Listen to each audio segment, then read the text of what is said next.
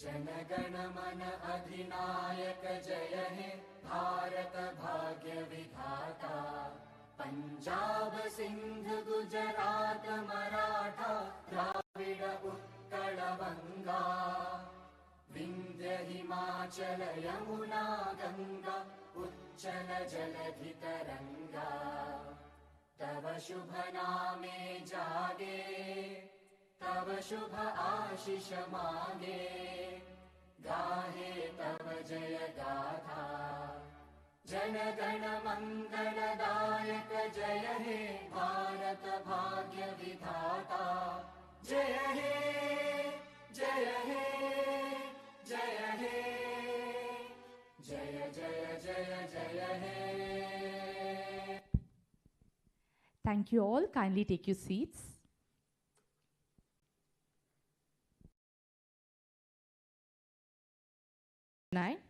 Dr. Ms. Ponni M. Concesio, founder and principal architect, Ponni, Oscar and Rahul Architects, Chennai. Professor Dr. Vibhuti Sachdev, Dean and Director, Architecture and Design, Gittam University, Vishakhapatnam. Mr. Mohammad Amin Nair, ANA Design Studio Private Limited, New Delhi. Mr. Mahesh Bangad, Associate Professor, Dr. Banuben Nanavati College of Architecture, Pune. Professor Dr. Ajay Chandran CK, Professor, School of Architecture, Christ University, Bangalore. And Ms. Shailja Avasti, Founder, Sublime Spaces and Places. Dr. Ajay Chandran and Ms. Shailja Avasti will be joining us in the evening session. Ladies and gentlemen, join me with a big round of applause as we have our lovely dignitaries who have joined us here today. Thank you so much for gracing us with your presence this event. As we embark on this journey together, let us now embrace the spirit of innovation, collaboration, and creativity that propels our industry forward. Today is about more than recognition. It is about inspiration, knowledge sharing, and shaping the future of architecture and design. Once again, ladies and gentlemen, a warm welcome to each and every one of you. Let's make today an unforgettable experience. A big, big round of applause for all you fantastic folks out here. In India, it is in our culture and tradition to begin a program by invoking God's blessings and lighting the lamp. For this, I would like to invite on stage our dignitaries. Kindly join us on stage for the lamp lighting.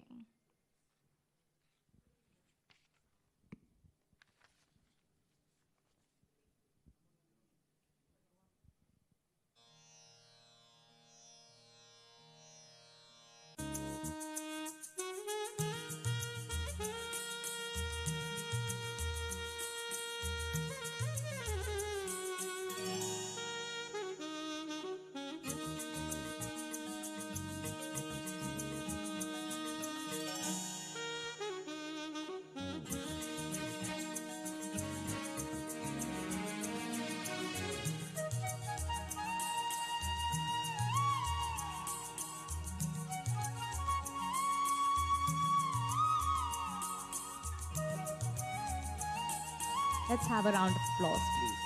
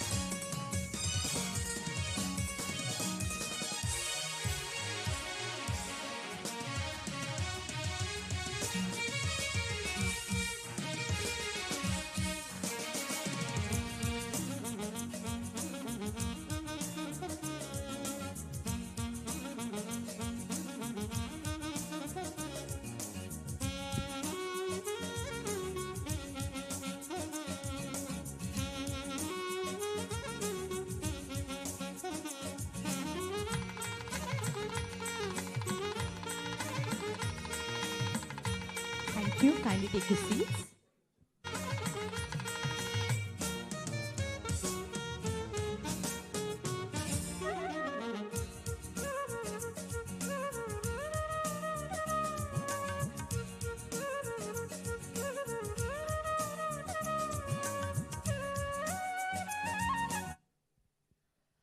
Well, ladies and gentlemen, it is my privilege to introduce to you our first speaker of the day, architect Mahesh Bangar, founder of Studio 7 Inc., environmental architect, project manager, heritage enthusiast, and academician.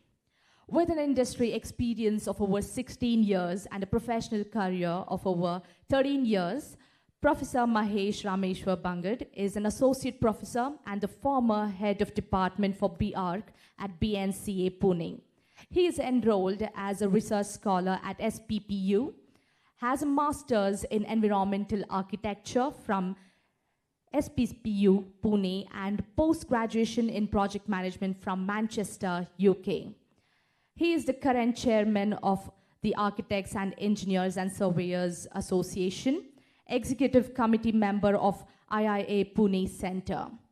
Mahesh is also an executive committee member of INTAC Pune and has represented Maharashtra at the UNESCO INTAC World Heritage Forum for Youth in Delhi in 2016. He is an associate life member of IIA, associate life member of IIID, associate member of the ICOMOS India, an affiliate member of ISHRE, and an associate member of IGBC. Architect Mahesh Bangar has a collaborative studio from Pune by the name of Studio 7 Inc. and has worked on private and government projects over the last 13 years. He has a wide connect across the fraternity and likes being up to date with the latest from the industry. Professor Mahesh Bangar has won several national awards for teaching, including the A3F Best Teacher Award, Best Educationist in Pune Award, Young Achiever Award by ACETEC, and Global Teaching Award by the Chronicle Journal, UK.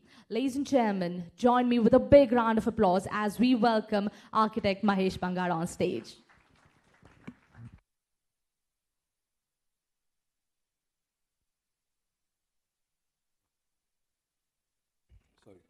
Hi, everyone. Good morning. It's a pleasure being here. The stage is not new to us. Dr. Naik has been very kind inviting us to be amongst the young winners, presenters, designers, and the stalwarts who are going to be speaking after me. It's very good that I'm first because your expectations won't be high and they'll go higher as everybody presents. So this morning, I think for the presenters here today, some of the content is already, they have seen this, but considering the paucity of time, I'm going to skip a few slides or a video here. I'm talking about some stories today because all of us here as designers are storytellers. We sort of create stories, we become a part of stories as well. We meet clients, clients have their own ideologies about what they want as a product from designers. And what that does is, sooner or later with interaction, we all become a part of their story.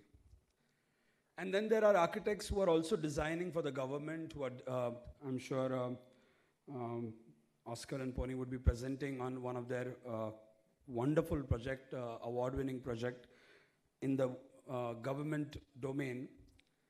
What happens is you become a part of many other stories when you are part of bigger projects, maybe metro, maybe designing housing. And suddenly you realize that architects sort of become better storytellers through the built environment rather than just putting it on paper. What I'm going to do is, there was a movie here, but it is 4 minutes long. Maybe if the time allows, I'll show it at the end of the presentation. It is about how all of us have changed the story of Earth. It's an award-winning 4-minute video, which I may come to at the end of the presentation. I'll quickly skip through this slide and start my presentation with a the most favorite quote on design of mine, which is by Paul Rand. It says, design is so simple and that is why it's so complicated. And I'm sure you all believe it because जितना easy Pinterest से download करना है उतना ही difficult explain करना है उस Pinterest image को. So what happens is we all meet clients and they say, I want my bedroom to look like this. And then as simple as it looks to them, as complicated as it is for us to prove it to them that it can't be done easily. So I do this exercise across the country with students. I want you to do it as well here. And why I want you to do it? Because I want to tell you why storytelling is so important. So I'll give you 10 seconds. Think of a scenery in your mind, all of you. Whatever that comes to your mind as I say the word scenery. All of you can take 10 seconds and think about it. I'll time it if required.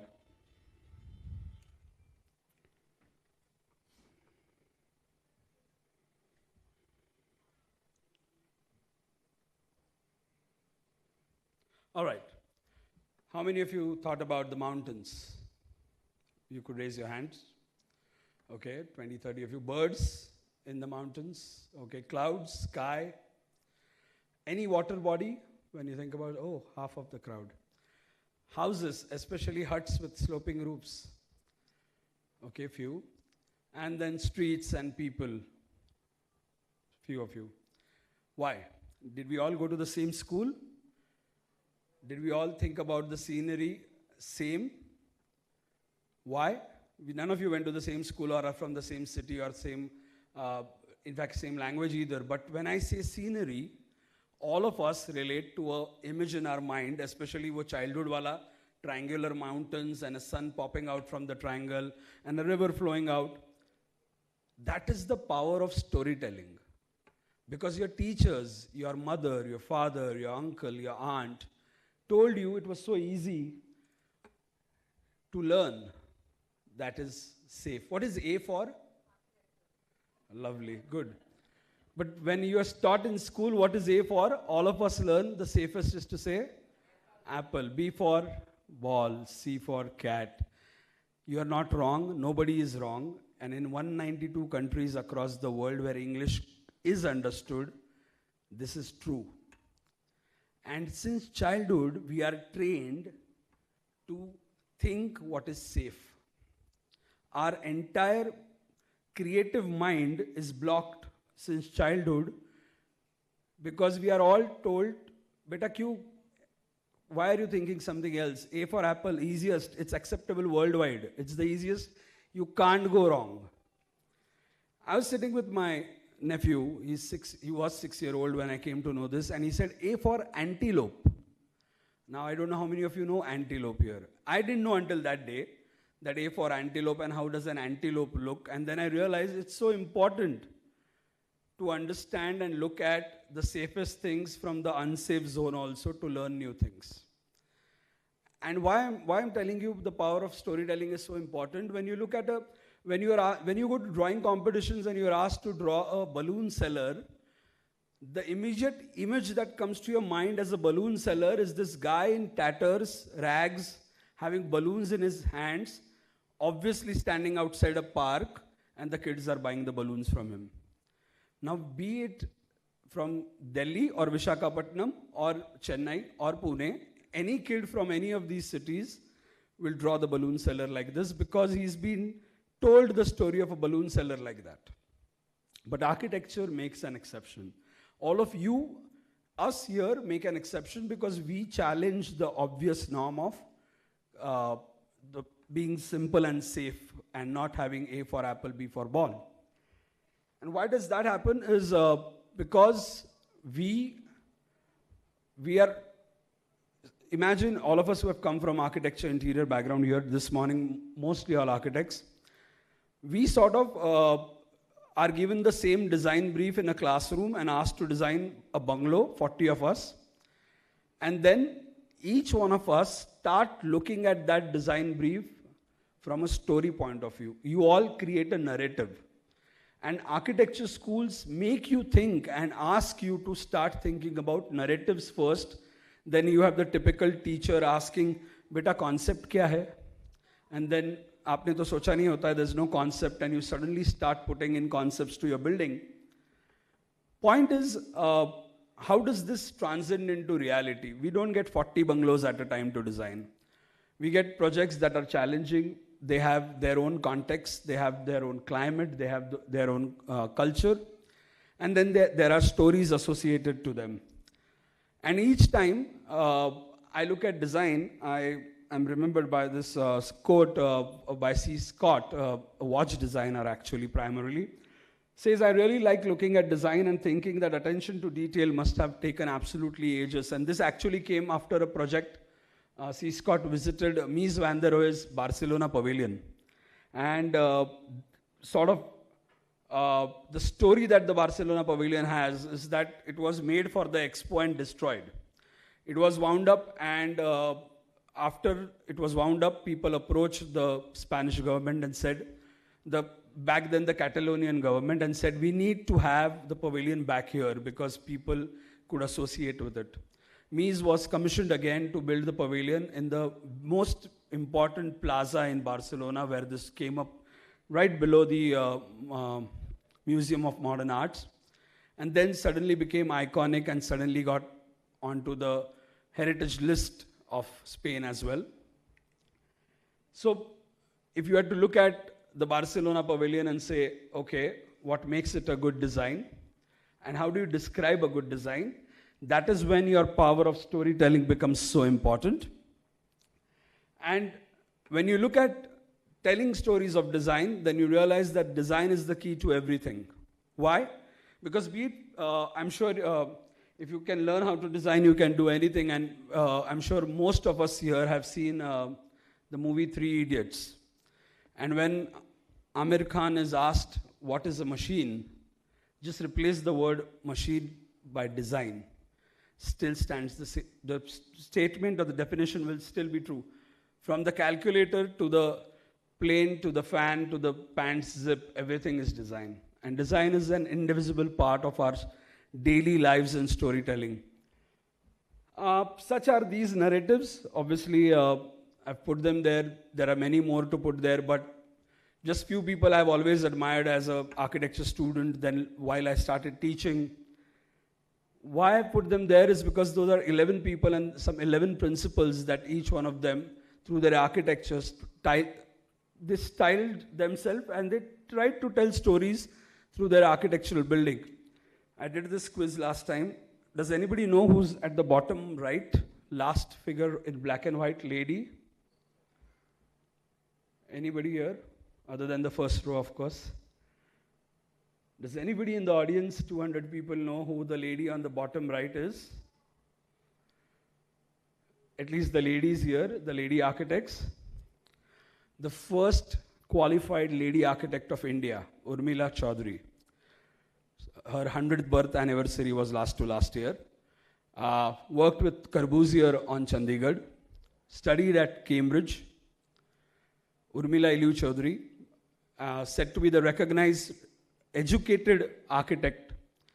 And next to her is the first registered architect of the Council of Architecture, lady architect. That's Hema Sankalia. Hema Sankalia taught in Pune, had the great privilege of being associated with her, was the biggest storyteller I've ever met. While everybody was moving to cigarettes, she was smoking BDs in 2013 also. And she would actually give stories of the times which most of us have, only a few here, have seen those times and most of us haven't. And everybody there is a storyteller in his or her own right, because they created architecture through narratives, be it the mud architecture by Revati Kamath, or Nari Gandhi's on-site execution without proper drawings, or Baker, who was said to be the Gandhi of architecture, who created a revolution in low-cost housing. They tested technology, all of them. They made sure they bent the rules that were existing during their contemporary times. They stuck to their principles. They didn't compromise. While they had their stories to tell, They didn't change their gears just for the sake of it. They only switched gears when it was required. For example, Korea.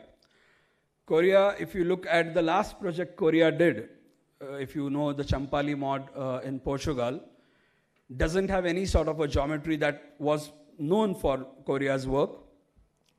They always looked at minding their environment, repurposing architecture, combining old and the new. I'm sure you have great examples in Bangalore as well.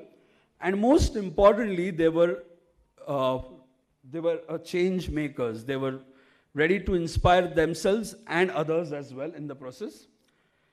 But these 4 words, I thought, define the way all narratives in our design industry, built environment changes, is think more, design less. What happens is when we sort of start, we are given a design brief by a client, we start designing. The problem with designing more, if you saw my first slide, it said thinking design and not design thinking. And design thinking is a course also conducted at IIMs and everywhere else. I always think it's a wrongly worded connotation to have design thinking to be titled as a course or a workshop or a subject. Because you are asking me to design first and think second. Rather, it should be thinking first and designing second. And that's why I think more, design less. And design to everybody sitting here has always been about a cyclic process, back and forth. And we tell this in schools, colleges, offices. We do it ourselves. We change our design orientations and processes. But what that also does is, I'll skip this movie part and I'll come to that later. But I always thought that design was lateral as well. Why? Because design had to cross one stage after another, same like a storytelling does. Nowadays, you don't tell stories like Ek Tha Raja, Ek Thi Rani, Dono Mar Gaye Kadam Kahani. Stories don't happen like that now. Now there is a context, there is a villain, there is a hero, there is a heroine, there is some sort of a background story, then there is flashback, and then there is... The narratives have become so important in our lives. When we watch movies that have a sudden climax to the movie, we don't like it. We don't appreciate it because everything needs to have that level of narrative now. And that possibly is also because of the thinking strategies that are now becoming very important. The last 7 minutes of my presentation, I'm going to come to a few stories. But what has happened with our thinking processes is we've been either taught the divergent way of thinking or the convergent way of thinking. Either we are seeking facts and then finding solutions, or we have a question and we are just finding solutions. The combination has not been a part of narratives. And Edward de Bono, in his book called as Lateral Thinking, gives you a very wonderful solution to this creative thinking and narrative design, is to have 6 thinking hats. We'll come to that later. But all I want you to do now is watch this video carefully and listen to what the dialogues are. If you can raise the volumes a little. Clearly, somebody in this room murdered Lord Smythe, who, at precisely 3:34 this afternoon, was brutally bludgeoned to death with a blunt instrument. I want each of you to tell me your whereabouts at precisely the time that this dastardly deed took place. I was polishing the brass in the master bedroom. I was buttering his lordship's scones below stairs, sir. I was planting my petunias in the potting shed. Constable, arrest Lady Smythe. But how did you know? Madam, as any horticulturist will tell you, one does not plant petunias until May is out. Take her away. It's just a matter of observation. The real question is, how observant were you? There were 21 changes in the video while you were observing it.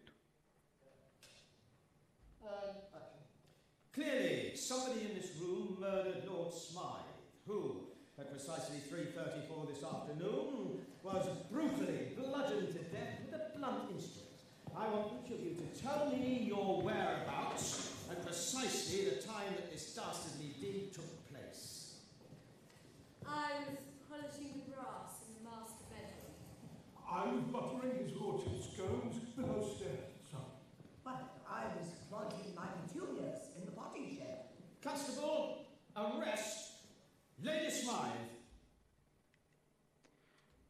Point is, observation is the key. In storytelling, people make you see what you want they want you to see, not what you want to learn from seeing. That video was made as a part of a campaign by the London London Cyclists Associations, because the number of cycle accidents were increasing in London, and they made these videos to promote and tell that it's very difficult. You must be observant of what's happening around you. And why I put that in here in this presentation as well is because most of our design otherwise becomes just noise. It has to have some intent and content both.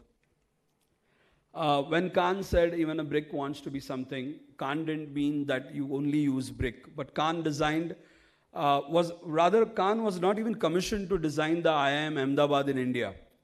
Khan came to India to design the National Building, Assembly Building in Delhi. And it was Doshi who persisted and said that he should design something in Ahmedabad. He wanted Khan to do a project in Ahmedabad. And it is in 1962 that, against the recommendations of everybody, Doshi pushed Khan to take up the IIM Ahmedabad building. And that is where he proved why a brick wants to be something. And the whole idea of creating arches came in. And of course, he was not far behind. He created stories from thin air, actually. He looked at buildings and made them as iconic. I don't even have to tell anybody here in the crowd where that last photograph is from, because such iconic architecture gets only created when you have such strong narratives associated with it. Doshi was very, very keen on starting a school of architecture rather than an environment school in India, and he knew what sort of space creation he wanted. He knew what sort of people he wanted to come and teach there and what principles he followed. They represented in his works, be it Sangat or be the Hussain Doshi Gufa, which also was a collaborative effort. And when you have to do storytelling, you also have to understand that you can't be the only narrator. You need to have different narrations as well, different perspectives. So you need to collaborate. That's when Hussain came in. I'm not sure about the story you know about the Kaufman House, known as the Kaufman House, but primarily known as the Falling Waters to all of you. So Kaufman hired FLW to do this project, and FLW went to the site. He was mesmerized by the forest and of course the sort of waterfall that was there. And Kaufman didn't follow up for months, and for months FLW procrastinated on this. One fine morning, Kaufman called FLW and said, "I'm coming to your office today, I need the drawings." And the entire Falling Waters was designed in 2 hours and executed as designed in 2 hours. That's the sort of storytelling is associated with it. And that we went through Khan and Doshi. I obviously had to put Doshi's best friend, Gary, there as well. Doshi and Gary became very, very close friends. In fact, unfortunately for their ill healths, otherwise, and COVID, in 2020, we were going to host Doshi and Gary in Mumbai for a conversation at 91. Both were celebrating 91 years of age. We were going to do a conversation in Mumbai, and then COVID came in. Gary can be given the, credits for being the one who got Bilbao effect. Does anybody know the Bilbao effect here? So what happened is, I'll not go to the Fred and Ginger, but I'll tell you about the Bilbao effect. What happened was, it changed the entire economy of the Spanish city, because Gary designed this wonderful project. And if you want to know how he designed it, he crumbled a piece of paper and just placed it on a paper and said, "This will be the building." And then re-engineered the curves from the paper curves to become an original building, placed it on the harbor, and then it became an icon by itself.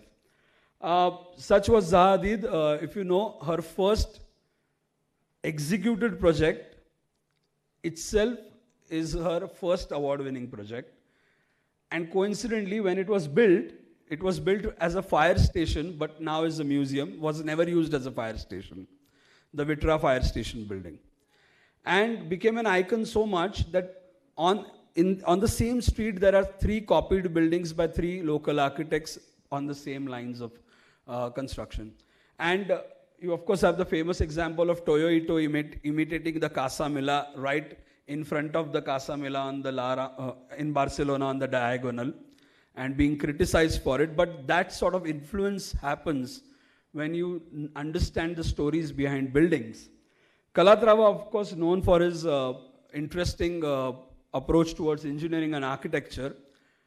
A very small story about this is Spain was going through bankruptcy, and still Calatrava proposed a 900 crore euros project in the riverbed, the city of at Valencia, in the city of Science and Arts.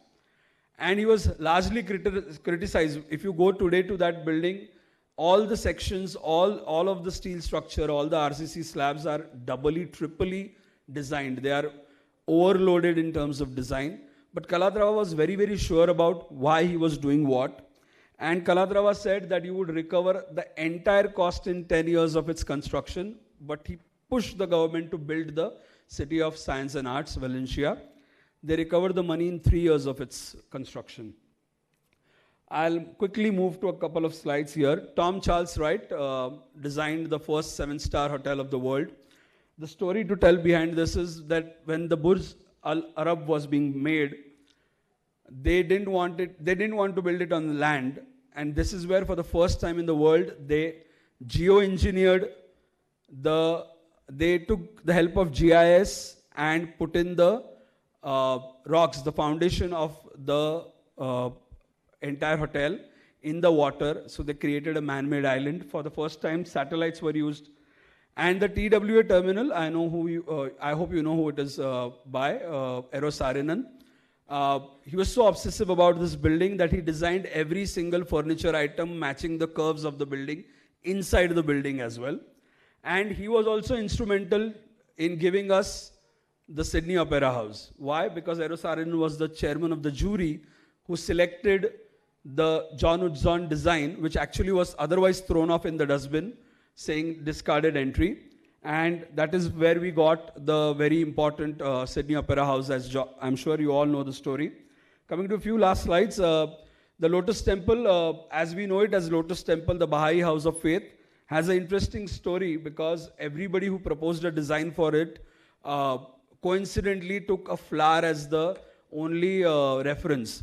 And that is where Lotus won. Because of its multiple religious connotations, and 6 religions usually get directly associated with the flower, and that is how this came in.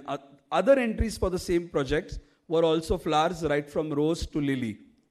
Foster's one story about the gherkin is Foster had cancer. He came out of cancer, won a national championship of skiing at the age of 81, and went in a helicopter and placed the eye of the gherkin, the top of the gherkin. He himself was on the helicopter that placed the eye on the gherkin. Why I'm telling you all these stories is because all of these guys challenged what was existing and created a name for themselves, and that is why I'm presenting them to you today. The first parametric building without the trabeated beam column structure, the Beijing nest. So just ending on this is that as Steve Jobs created a wild revolution about iPhones, he said design is not how it looks or how it feels, it's how it works. And if we are able to tell the story about how it works, we are all going to be famous storytellers. Thank you very much.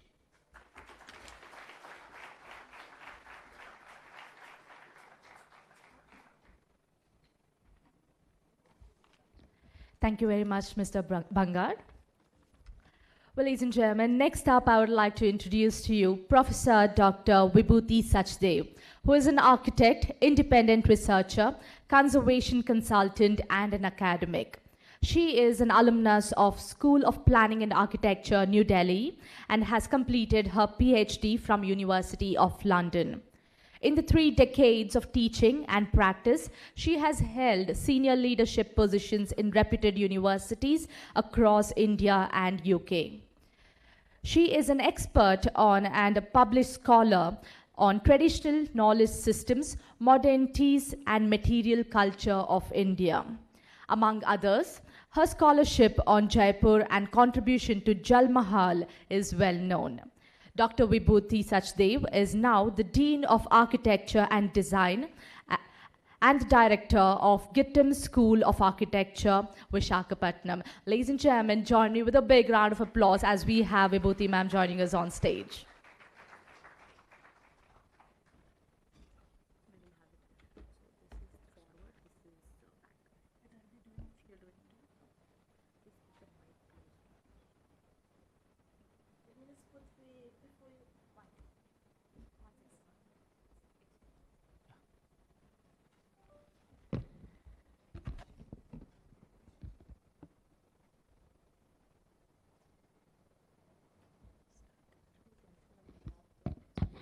Last time it was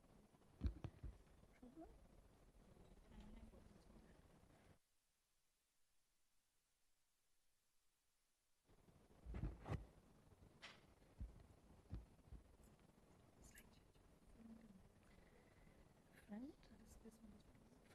This one is front. Hi, many congratulations to all the award winners. I'm going to draw some threads from Mahesh's talk as well, and the premise for my talk is smell. The topic of my talk is smell or gandha. The premise is that artificial intelligence cannot smell. And smell takes us to places in our head. Spaces have power of memory of smell. And among the 5 senses, smell is the most intangible. We breathe the light, we breathe music, we breathe the moment as it passes through us and arise. Upanishads consider breath, or prana, as the lord of the body organs. Breath is a purifier like fire is, and controls the 5 subtle senses, the tanmatras, which help us make sense of the world. They are sound, shabda, touch, sparsh, form, rupa, taste, rasa, and smell, gandha. Gandha, or the smell, sense of smell, holds qualities that connects with the other 4 senses. It also connects with space and time. That is how gandha can evoke a sense of place. And as architects and designers, we all design and build places and spaces. I don't think this is working. Try this. So what's that smell?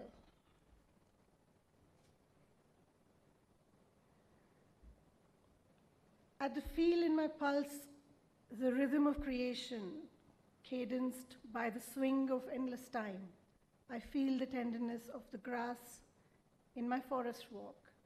The smell of wayside flowers startles me. Rabindranath Tagore. Fresh flowers of kevra are plucked early in the morning when it produces the maximum aroma, and they are processed for attar.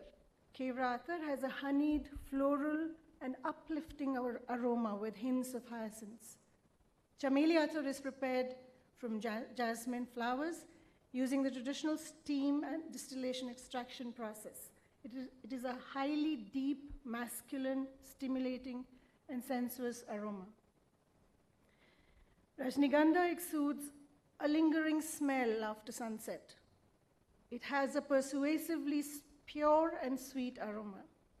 Mogra or jasmine has an enchanting fragrance of jasmine and sandalwood base. It holds many religious and cultural meanings and a favorite for adorning hair.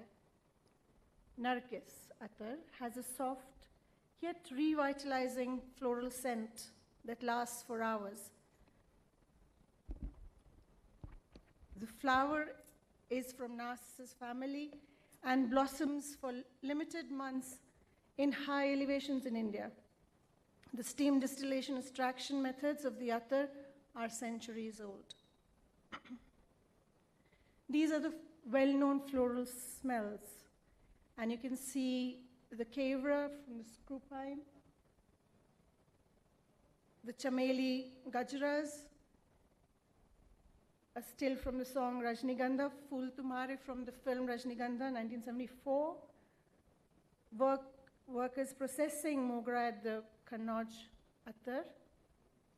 And Nargis bas relief, detail on marble from the Taj. And when you approach Taj and you see it, you see so many flowers. The body of Taj is adorned with flowers, and you're supposed to smell them in your head. Gil. Through the window came the scent of mud that was freshly wet with rain. Mitti ka atar, of feeling beautifully lit up, like rainy breeze coming in through a slit in the door. Gil captures the gandha of the earth at the first rain. The gandha that evokes all other senses has a potential to take us through the memory lane. Gil is that feeling of thirst, that tingling of new love, linking us with our consciousness and the universe. Gil uses clay, normally taken from the topsoil and baked in a kiln. It is then immersed in water in copper cauldrons called degs, sealed with earth, and the vapor travels through the bamboo pipes to condense in receivers over a base of oil to form the attar. Gil attar must then be poured into a special leather bottle called a kuppi and sealed.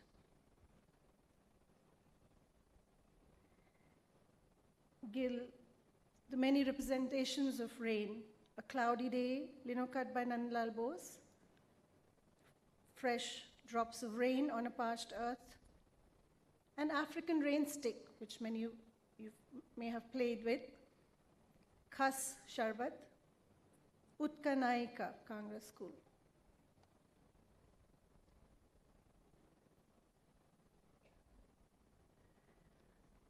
Gulab. It is a place for the heart to blossom like the rose, with joy for today. The scent of that youth comes on the east breeze, Amir Khusro.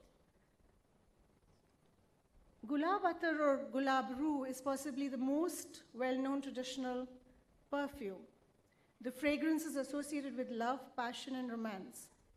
The process of preparation of the gulab attar is known to be discovered by the Mughal queen Noor Jahan. To make it, flowers of the rose are plucked before the sunrise. The petals are separated and poured into copper pots, deg, along with water. Then it is sealed with clay and cotton.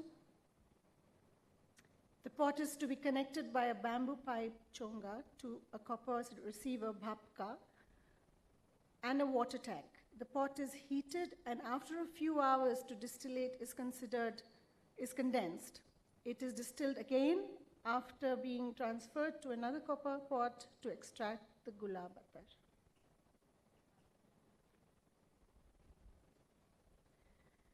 Clockwise from above, it's Gulkand, the rose preserve, miniature form of Golconda depicting the rose bush, Gulab Pash, the rose water sprinkler, Gulab Bari in Faizabad, portrait of the Empress Noor Jahan holding it.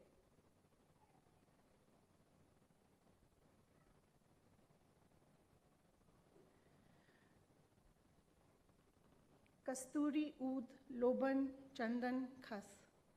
The act of smelling something, anything, is remarkably like the act of thinking. Immediately at the moment of perception, you can feel the mind going to work, sending the odor around from place to place, setting off complex repertories through the brain, polling one center after another for signs of recognition, for old memories, old connections. Kasturi attar is prepared from a substance obtained from the male musk deer. In Ritu Sahinta and Puja Bhaskar, it is described as a charming substance of great and unique fragrance. Oud has a deep, earthy, and potent fragrance. It is derived from the infected agar wood. Loban is a fragrant resin obtained from a bark of several species of trees The crystals of Luban are burnt for a holy and sanctified atmosphere that smoke creates. Chandan from sandalwood is an ancient, perhaps the most sacred attar. The long-lasting fragrance has a distinctive soft and woody scent. The attar that evokes both warmth and compassion is khas. It is prepared using roots of vetiver grass. These are the earthy smells. You can see 19th century illustration of a musk deer by the naturalist Sir William Jardine. The botanical depicting agar wood, source of oud. Women perfuming their hair with loban. Sandalwood slab paste. An Ajmer bungalow with deep verandas shaded with khas chicks.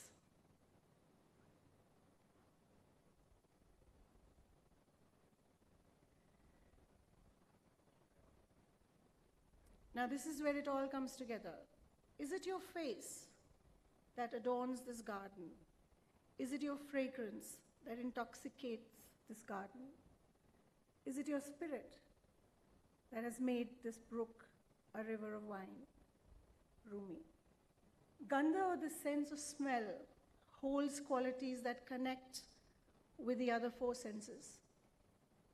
It also connects with space and time. That is how Gandha can evoke a sense of place. Thank you.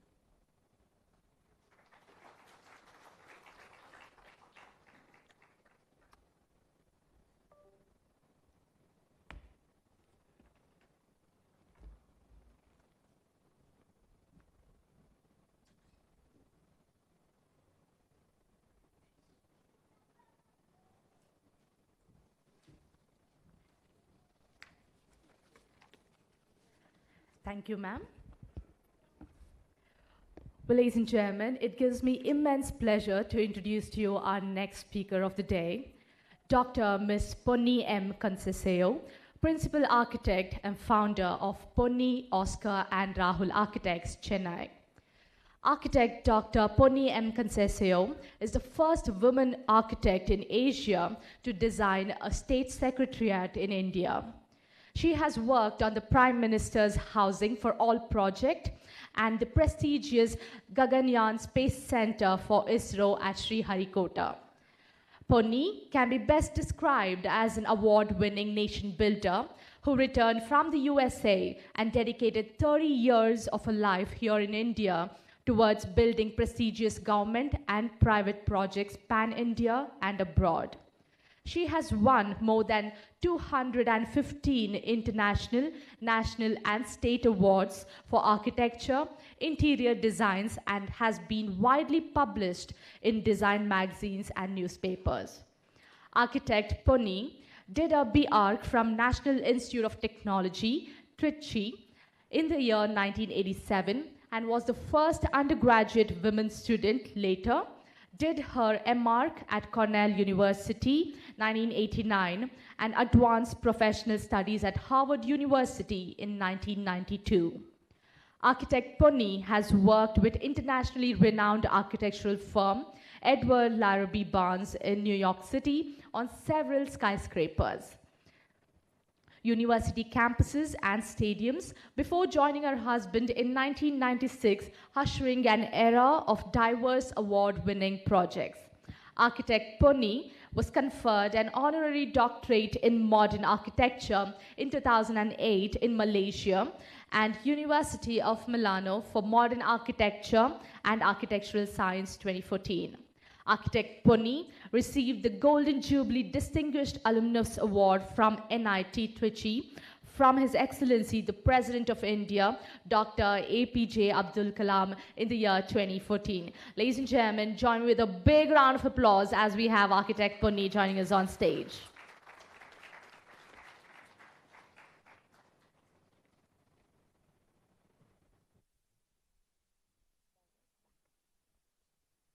Good morning, everyone. On the outset, I'd like to thank Dr. Nayak for giving me this wonderful opportunity to address such an august audience. And I would also like to congratulate all of the awardees sitting here today from every part of India, every nook and corner of India. It's indeed a great pleasure to address you all. Today, I'm going to talk about a very, very contemporary topic called changing roles of architects today. As you all know, the game of architecture has changed, at least from my time to the current times.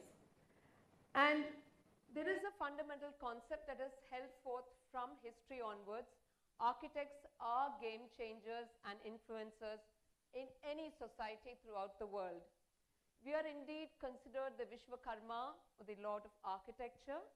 And if you look at the history of architecture per se, the role of architect was considered to be a master builder, one who was responsible for both the design and construction of the building, and supposed to be having the expertise to oversee a project from concept to completion. Now, this is true of what happened centuries ago and what is happening right now, but with a little bit of change.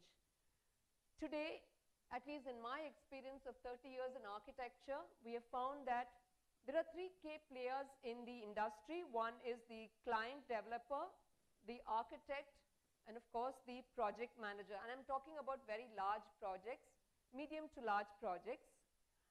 Architects and designers are tasked with designing with the future. Now, there have been challenges in the world that we live in, and that is climate change, resource scarcity, urbanization, demand, and these make architects literally stewards of the environment. Today, and I can tell you this from experience, that sustainability is a survival need, not just an option.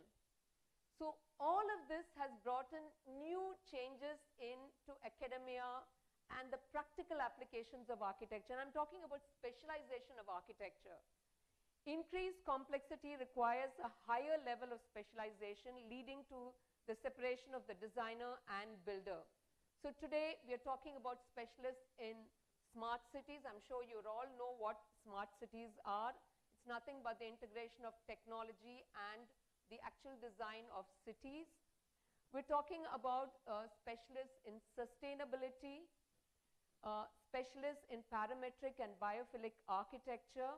And again, I'm sure this is something that you all know. Parametric architecture uses algorithms and computer models to generate complex, often organic forms, while biophilic architecture focuses on creating spaces that enhance human connection with nature. Now, I cannot tell you how important this is, the connection of human beings with nature and the spaces that we create.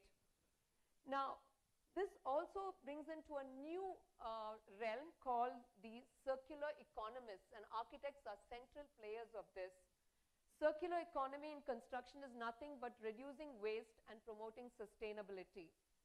Another important area is architects getting into digital technologies. I'm talking about AR, VR, BIM, AI, etc. We're also talking about a new realm called digital PMC. This is happening as we speak. All the fancy projects that are coming up in the West, in the Middle East, also in India, is all going into the realm of digital PMC. There's also another specialization called space architecture. This is very, very true. If people who have dealt with NASA will know that architects have been pulled in to design these beautiful structures in space. Another very great input that has come and has had a huge impact in our industry is the business of women entering into architecture. Women architects have been increasingly instrumental in shaping modern architecture. They're making significant strides in bringing in, and I'm going to stress on this, fresh perspectives, innovative designs, and inclusive approaches to the built environment. Now, what is the dynamic future of architecture? The successful architect of the future could be the one who can reclaim lost responsibilities, explores new alternative services, and become very effective in collaboration. And I cannot tell you how important the word collaboration means. You want to pull out a nice, dynamic, good, successful projects, start getting actively involved into collaboration, because that is so, so critical. Now, we've also become designers and community builders. And I cannot tell you how important this is, because that's the first thing a client asks you. How cognizant are you of how you bring in community people together, the different stakeholders in a community? Gone are the days when architects were solely tasked with creating visually striking structures. Today, modern architects have to design spaces that cater to the diverse needs of communities, enhancing a very important section called well-being and inclusivity, and of course, human interaction. So, sustainability is a core responsibility. Architects have become stewards of the environment, creating structures that minimize harm to the planet. I'll speak a little bit later in this lecture. This means utilizing the principle of reuse, reduce, recycle, and very, very important today, recovery of materials. Of course, AI has crept in a very, very big way. Tools like AR, VR, BIM, AI have begun to generate creative and innovative design ideas. And indeed, we are using this in our practice today. What is the future of architects in the age of AI and data? And this is something that all of you should take into cognizance, that the industry is moving towards data-driven design, and the architecture industry has been very, very digitally transformed. If you're not digitally cognizant, you're going to lose out a little bit in the race. Architects will have a greater responsibility in managing the processes, data, and relationship through the project, which means that we are literally ringmasters. We are expected to know everything about this, but interact and bring in specialists for these kind of new verticals. Also remember something, this is again that since we do international projects, I can tell you this, AI cannot replace architects, but it will augment their work. Remember the time in 1970s and 1980s, AutoCAD came in and everyone said, oh my gosh, this is going to create a situation where architects will lose out. And it didn't happen. It just merely augmented our work. So while AI certainly makes the design process more efficient, it will not be able to replace the architect's creative mindset and ability to deliver unique designs that respond to specific client needs, environmental demands, and this is also very important, social and cultural context. Very tough for AI to do this. Also remember that architects today have to take on global challenges, and we're talking about smart cities, old cities that are being retrofitted, new cities that are being planned. Another very important vertical, and this has happened because of climate change, and that is disaster resilience design, where buildings and infrastructure can withstand natural disasters. The reason I say this is because Oscar and I have been involved in something called tsunami housing. Governments have started to pump in funds to create housing that can withstand or can lessen the effects of tsunamis in coastal areas.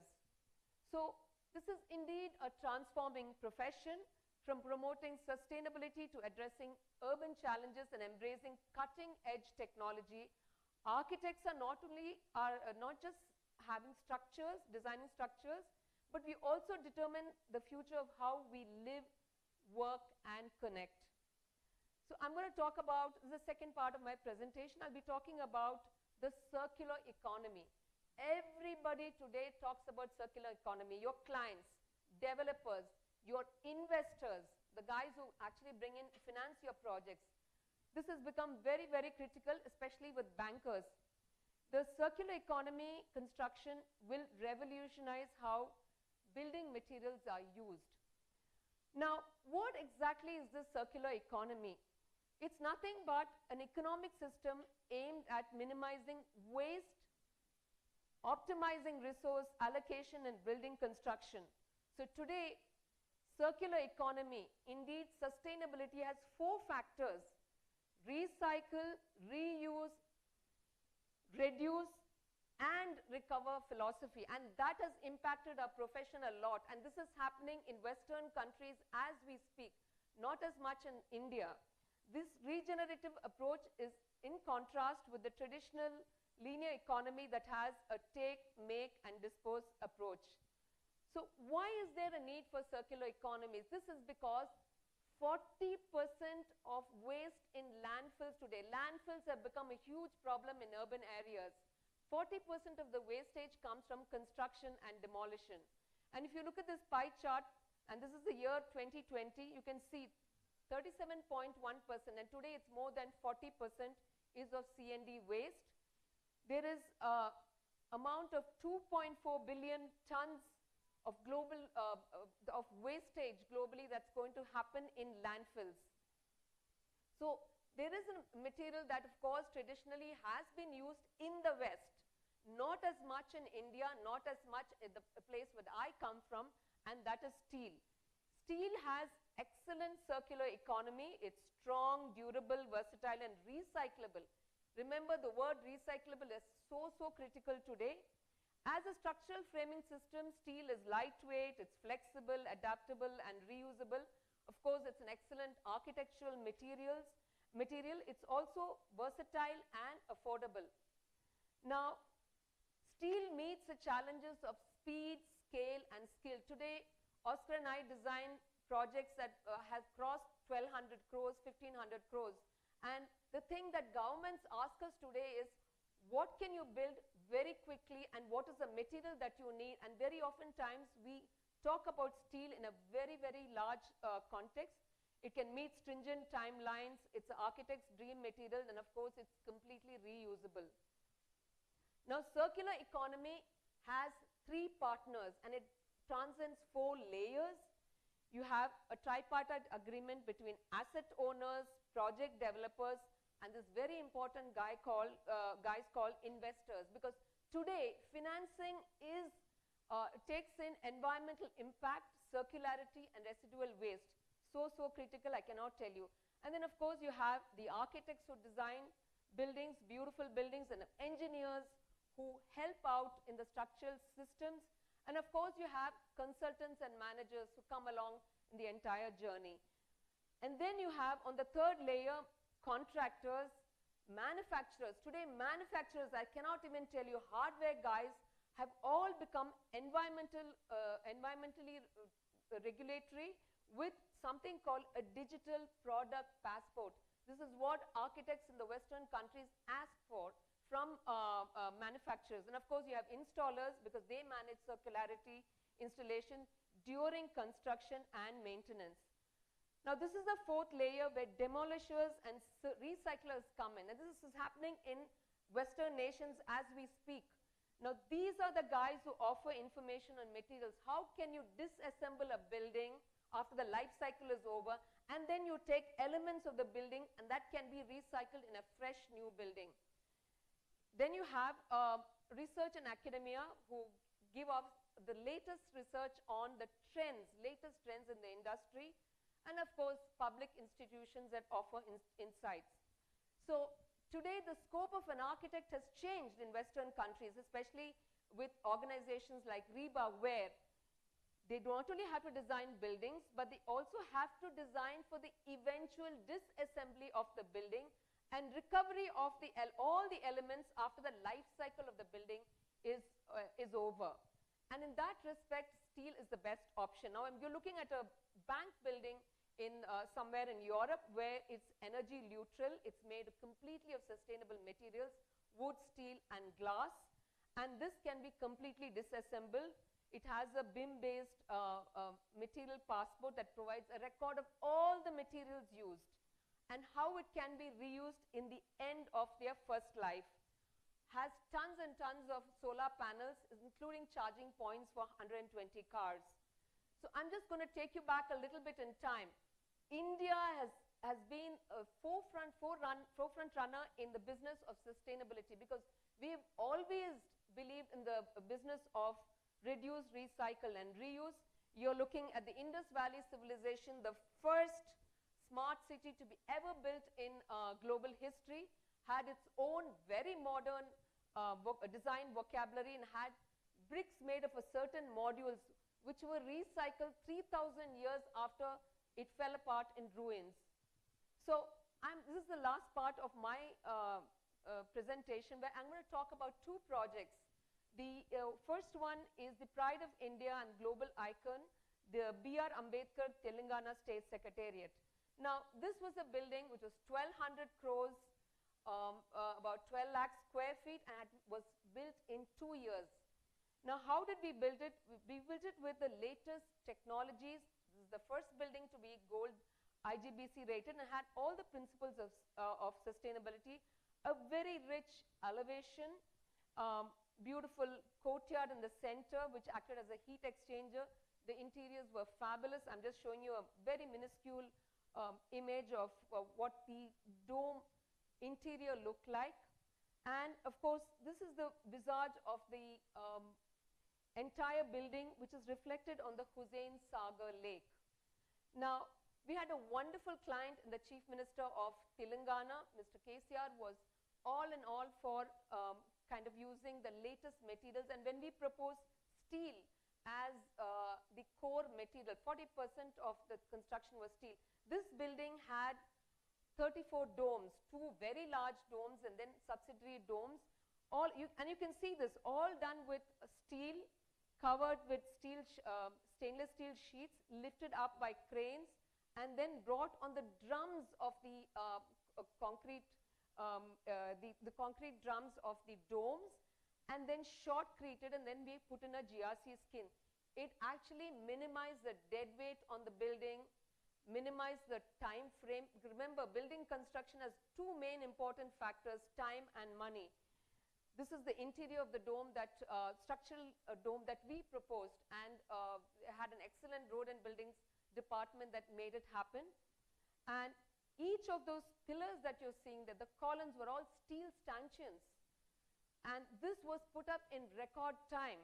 And over the steel stanchions, we put in these decorative GRC elements. So we had 2 secret weapons. One was, of course, the steel material, and of course, the second was the GRC material. Now, this is a project very close to my heart. It is being built as we speak. It's a 300 crore rupee project. This is the Grand Library and Science Center in Coimbatore. Now, of course, this is the concept is of an upstanding book, and the void in the center is nothing but a gateway to the city of Coimbatore. A completely green building. That's the way we've designed it. Of course, it's going to be IGBC rated, has all the techniques and technology of green architecture. I'm just giving you a simplistic idea of the access of the building. We've had outdoor exhibits on either side, and if you look at the plan, it's very simple. It's got 2 wings on either side, block 1 and block 2, and of course the atrium in the center in 2 levels, because the ground, 1st floor and the 7th floor were the science centers. It's going to be built loosely close to the NASA center in the US.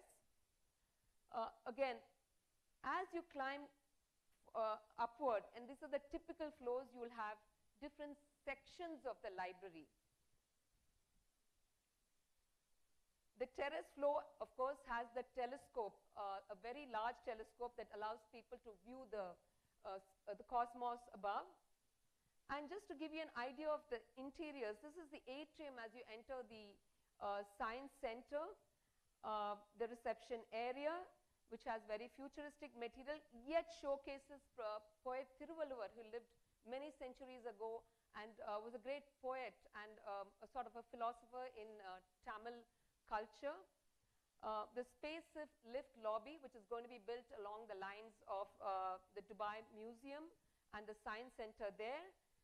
The space lift per se, this is how the interior is going to look like. The planetarium, there's going to be a huge planetarium, a fantastic planetarium for people to get in and view what's happening inside. And this is a STEM Fun and Learning Center exhibits, the auditorium, and of course, We've had different typologies of design in each section of the library. This is a differently abled section. The children's library, the English lending and reference library. So you can see the design vocabulary changes from section to section. There's something called a competitive book section, which I was not so aware of. Very, very popular areas in library spaces. The Tamil lending section, the own book section. These are two new verticals that have come in library design today. Incubation areas, the periodical areas, the digital library, and of course we have a garden area on top. Thank you very much for being a very, very attentive audience. I'm going to request 2 minutes of your time to look at a video that showcases the Coimbatore Library and Science Center.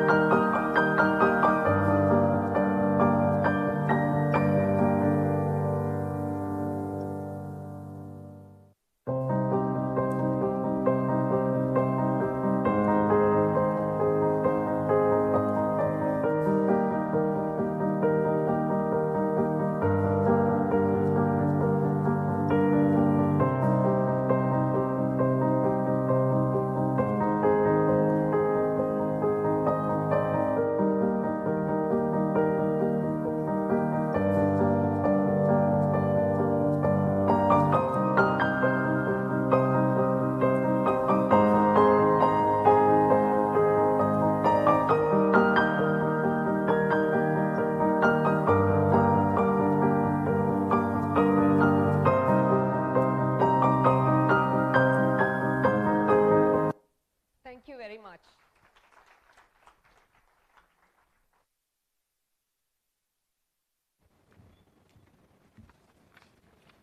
Thank you very much, ma'am. Ladies and gentlemen, can we hear a big, big round of applause once again for Dr. Ponni Conceição. Thank you, ma'am. Well, next up, I would like to call upon stage architect Mohammad Amin Nair, a well-known architect and designer, and the CEO of Delhi-based ANA Design Private Limited. Integrating architecture and sustainable strategies is the main focus of architect Mohammad Amin Nair. His firm, ANA Design, specializes in conceiving modern, high-caliber solutions based on the design philosophy of continuously seeking to produce brilliant and high-quality works within a specified budget. Ladies and gentlemen, with a big round of applause, let's welcome Ms. Amin on stage.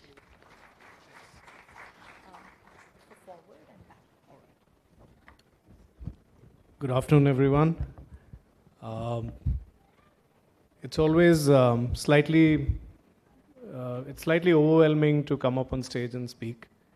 And it's even more so when you've got senior professionals and doyens speak before you. But before I get into my presentation, I wanted to, first of all, congratulate all of the winners here. Congratulations on your achievement. Each of you have personal journeys that must have been full of trials and difficulties, and here you are today. So before I even start my presentation, big round of applause for all of the winners in the hall today. Thank you also, Dr. Nayak, for allowing me time to speak in front of so many dignitaries. I was listening with a lot of attention and a lot of intrigue to the previous speakers, especially those who spoke about philosophies of design and how great architects before us have worked. I wanted to present to you a project today that honestly has been probably the most humbling of my career. It's about 30 years working on projects. I presented a part of it in the previous context of this series of this event. It is the CSMT, the Chhatrapati Shivaji Maharaj terminus at Mumbai. Mumbai is a city that humbles you and drives you at the same time. Every time I sit down and sketch on this project or I have a meeting, I am reminded of the famous Hindi movie song, "Ae dil hai mushkil jeena yahan, ye hai Bombay, ye hai Bombay, ye hai Bombay meri jaan." And this is a city full of contrasts. It's a city full of opportunities. For some, it's a city with streets paved in gold. Others, it is a city that is full of struggle. It has given us the most loved Bollywood heroes. It has given us scripts that we have enjoyed watching on the silver screen. It has given us a part of our language. It transcends generations. Anybody who says kitne aadmi the, and everybody kind of responds to that. So we were tasked with a very serious project of redevelopment of this railway station. To give you numbers, 160,000 people pass from this station at peak in 1 hour. That itself is a number that is unparalleled anywhere else, including Chinese railway stations. So even the Chinese high speed does not handle this kind of crowd. This is probably the only place in the world. I think Shinkansen station in Tokyo is the only one which has more. Other than that, this is probably the second busiest in the world. And from a contextual perspective, it is also the site of a World Heritage building. The VT building is the most loved building in Mumbai. Statistically, it is the most photographed building in India. About 60% of Bollywood movies, the opening shot is of the VT station. I can see a lot of nods and smiles in the audience, and I know that it resonates. So when an architect is asked to go there and work and create a new building, it's wonderful, and it's a nightmare because you don't know really what to do. I won't get into too much of what. So then we also had a sort of a legacy design, which was done by the DPR architects, and they had proposed a few things. They talked about energy, they talked about various things. I'm going to stick out of it, but the reality of this site today is this. The building that you see is actually the rear end of the heritage building, and this is the kind of environment that is there around it. This is the main entrance to the CSMT station. There has been historically frugality that is built into the Indian system of public architecture. And I think over a period of time, what has happened is that this frugality has been misconstrued to mean cheapness. And from being frugal, from being smart, intent that there were basically 2 or 3 things that we could actually do as architects. The one was to try and clean up the movement of people and to make sure that whatever was impeding the flow of passengers coming out of the station in the morning and going in the evening, this has a diurnal change. People come into South Mumbai in the morning and leave in the evening. So basically the idea was to just clean it up, let people walk. And the second, which was a bold move and is a big move for the city, is that and for those of you who are familiar, there's a massive courtyard which is formed by 3 heritage buildings to the south of the station. One, of course, is the main VT station, and then there are 2 other railway office buildings on the mainline building and the GM office. All 3 of them are heritage buildings. One of them is a UNESCO World Heritage Site. The other 2 are not, but they're heritage listed buildings. This courtyard currently handles a lot of traffic for people who want to come into the station and get dropped off, And also a lot of people who work in this area park their cars over there. It's a beautiful courtyard. It's probably one of the few urban spaces in Mumbai which can be reclaimed. And by building a new terminal towards the north on the Petermiller Road side, this courtyard is now being completely pedestrianized and being given back to people to use apart from pedestrian traffic of the station itself. So what you see on the left is an aerial view of the plaza as it exists today with a tarred road, and you can see lots of cars. It's a scene of a very tragic massacre. So it's a security sensitive area, and what we propose now is to move the security cordon at the entrance of the courtyard rather than the station.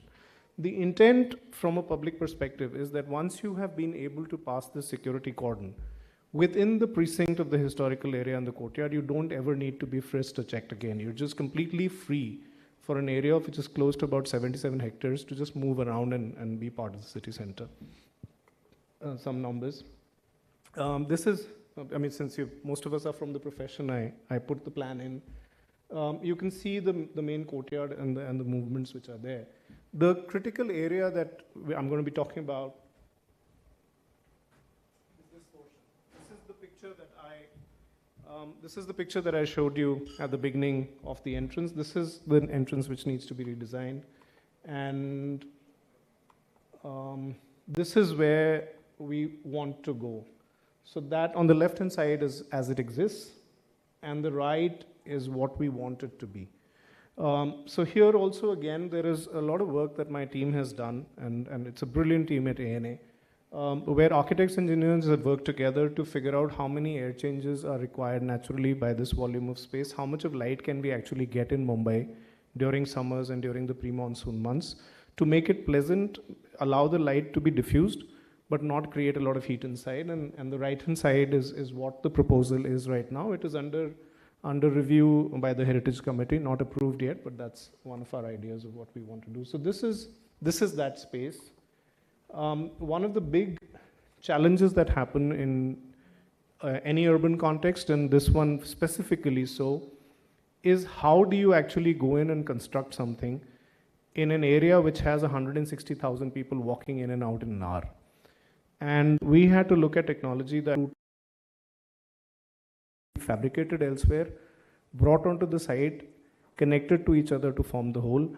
But even while it was incomplete, when you had a few of the elements put up and the others waiting to be put up, the area of that construction needed to be stable by itself to allow for people to go in. So you probably get time from, let's say, 10 p.m. at night to about 6 in the morning to work. Obviously, everything is not going to get done in one go. So whatever you have done that night needs to be structurally stable by itself to allow people to walk around it safely and then pick up the construction again after 18 hours.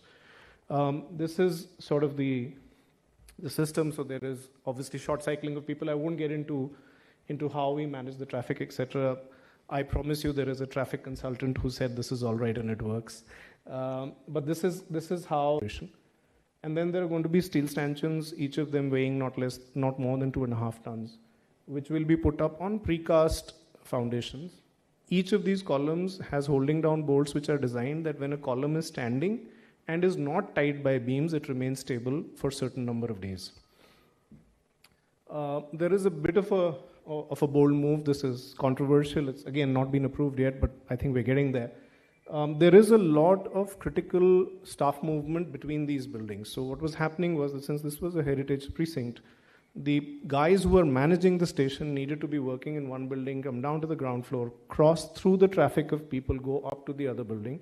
So we are proposing 2 sky bridges, pedestrian sky bridges with this space, which are again freestanding and not connected to any of the heritage structures. So the heritage structures will actually have a 10 mm gap between the new construction and the old one. You can just simply walk across. And then the staircase and the escalators to be covered also creates a movement for people, because the left-hand side is the suburban station, and that's where about 90% of people will go. Just about 10% will go to the long distance, and that now has a separate terminal which is coming up. It is under construction. If any of you have traveled that side, you'd see big basements and big cranes coming up. It then has a very simple system of almost boring, simple, straightforward beams and columns that connect. Again, the reason was that every size, every angle, every bit of beam and column has been calculated to make sure that it can be brought from outside, picked up by a small crane, put up, stabilized in one night, and you can go away. So it is literally going to be a beam by beam and column by column construction. At each night, you need to leave it stable so people can walk around it. And then there is a percentage worked out in terms of what kind of glass. This has low-E printed frit glass, which is going to be put on top. We're still working on the patterns of what should fall on the floor when the sun rises. So you're going to see moving patterns on the walls and things when it happens. That's the sexy part of it. But the functional part of it is that all of this is going to be glass which is extremely low-E, allows for light to come in, doesn't allow glare to come in. And then the way the shape or the form of the building is, every aspect or every part of it, every module is completely ventilated. So you will never have a situation where this feels warmer than what it is outside. Mumbai can have a pretty nasty weather during summers. And then this is sort of the way it's going to eventually, hopefully, look. And this is the security cabins and the entrance to the new station. It's a fairly high volume, obviously needs to be because of the people that are there. It is also facing due west, and west is the direction from which the rain comes in Mumbai, and it is a driving rain. It has almost a horizontal splatter of water. So we needed to have a facade system that does not allow rain to directly drive in, and yet when you walk in, you don't feel that you're going into some little tiny roadside station. This is the space or the volume that will be built inside. You can see the bridges going across. You've just kind of walked into the entrance door. You can see the short cycling staircases, and you can see the staff corridors above, and then the space for people to go around. On the left is the old heritage wall and the heritage building, and then the new columns which are coming up in front will also be light boxes and signages, everything. There is a particular color scheme of signage that works in that station, so that has to be retained because it is historically known by people and understood. This is from the top of the bridge, and then the connector between the suburban and the long distance side. This then also is an interesting coincidence that happened, and I wanted to speak about it for 2 minutes. My colleague here spoke about some of the most celebrated architects, and he mentioned Frank Gehry's work. A lot of times, especially when I speak to younger architects who join our firm, I hear this refrain from people saying, we don't have the money for that kind of building.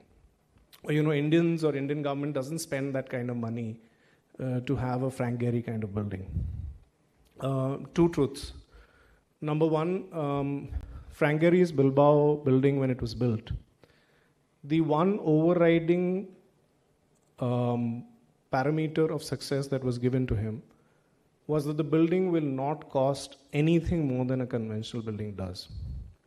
And in fact, this particular building that was shown to the audience earlier, the Bilbao Museum, is actually the first building that was built, or the idea of BIM was invented for this building.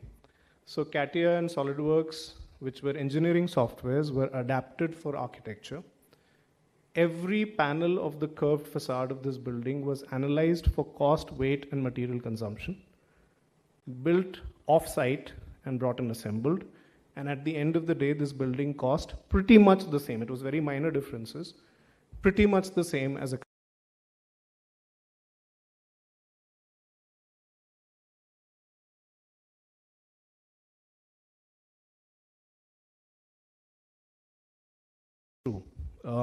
we do work in Middle East, and I can tell you again from personal experience, I'm sure a lot of you also have worked there, that $1 to $2 per square meter, the money that you spend in Dubai is the same as what you spend in Mumbai or Delhi. There is actually no difference. But there is a difference in the way these buildings get put up, and that is the design thinking at the back of it, and also the collaborative approach that they have towards various professions working together to come to a complex building and come for a solution. And I felt this is something that I would like to touch upon. You guys are all winners. You're all senior enough in the profession. It's important for us to remember that while some names may be taken as master architects, Contemporary architectural work actually cannot and will never be the job of a single architect. There will never be a day when you make a bold stroke and that bold stroke somehow magically transforms itself into a fabulous building without the help of 100 other people to work with you. And if your systems, processes, and design thinking does not have space for other people to come in, express themselves, and in certain cases change your mind, it'll be a big struggle for the industry to continue to grow like the way we need to. There is a mandate which we have, there is a duty that we have to build this nation physically up in the next few years. Our lack of resources in terms of the built environment are abysmal. I don't need to go into it. But everybody of you who has traveled from anywhere in the city or from outside will have a tale or two to tell of the traffic jam that you were in. And that's basically how we've ended up being in these pockets of money, which are so overpopulated and so overstimulated that the rest of the country doesn't have anything. And that's our job to build it. It is starting, but it needs to take pace, and it'll happen only with a lot of collaborative effort between all of us. So I wanted to speak about these few pictures. They're relatively boring pictures in the sense that, if you compare,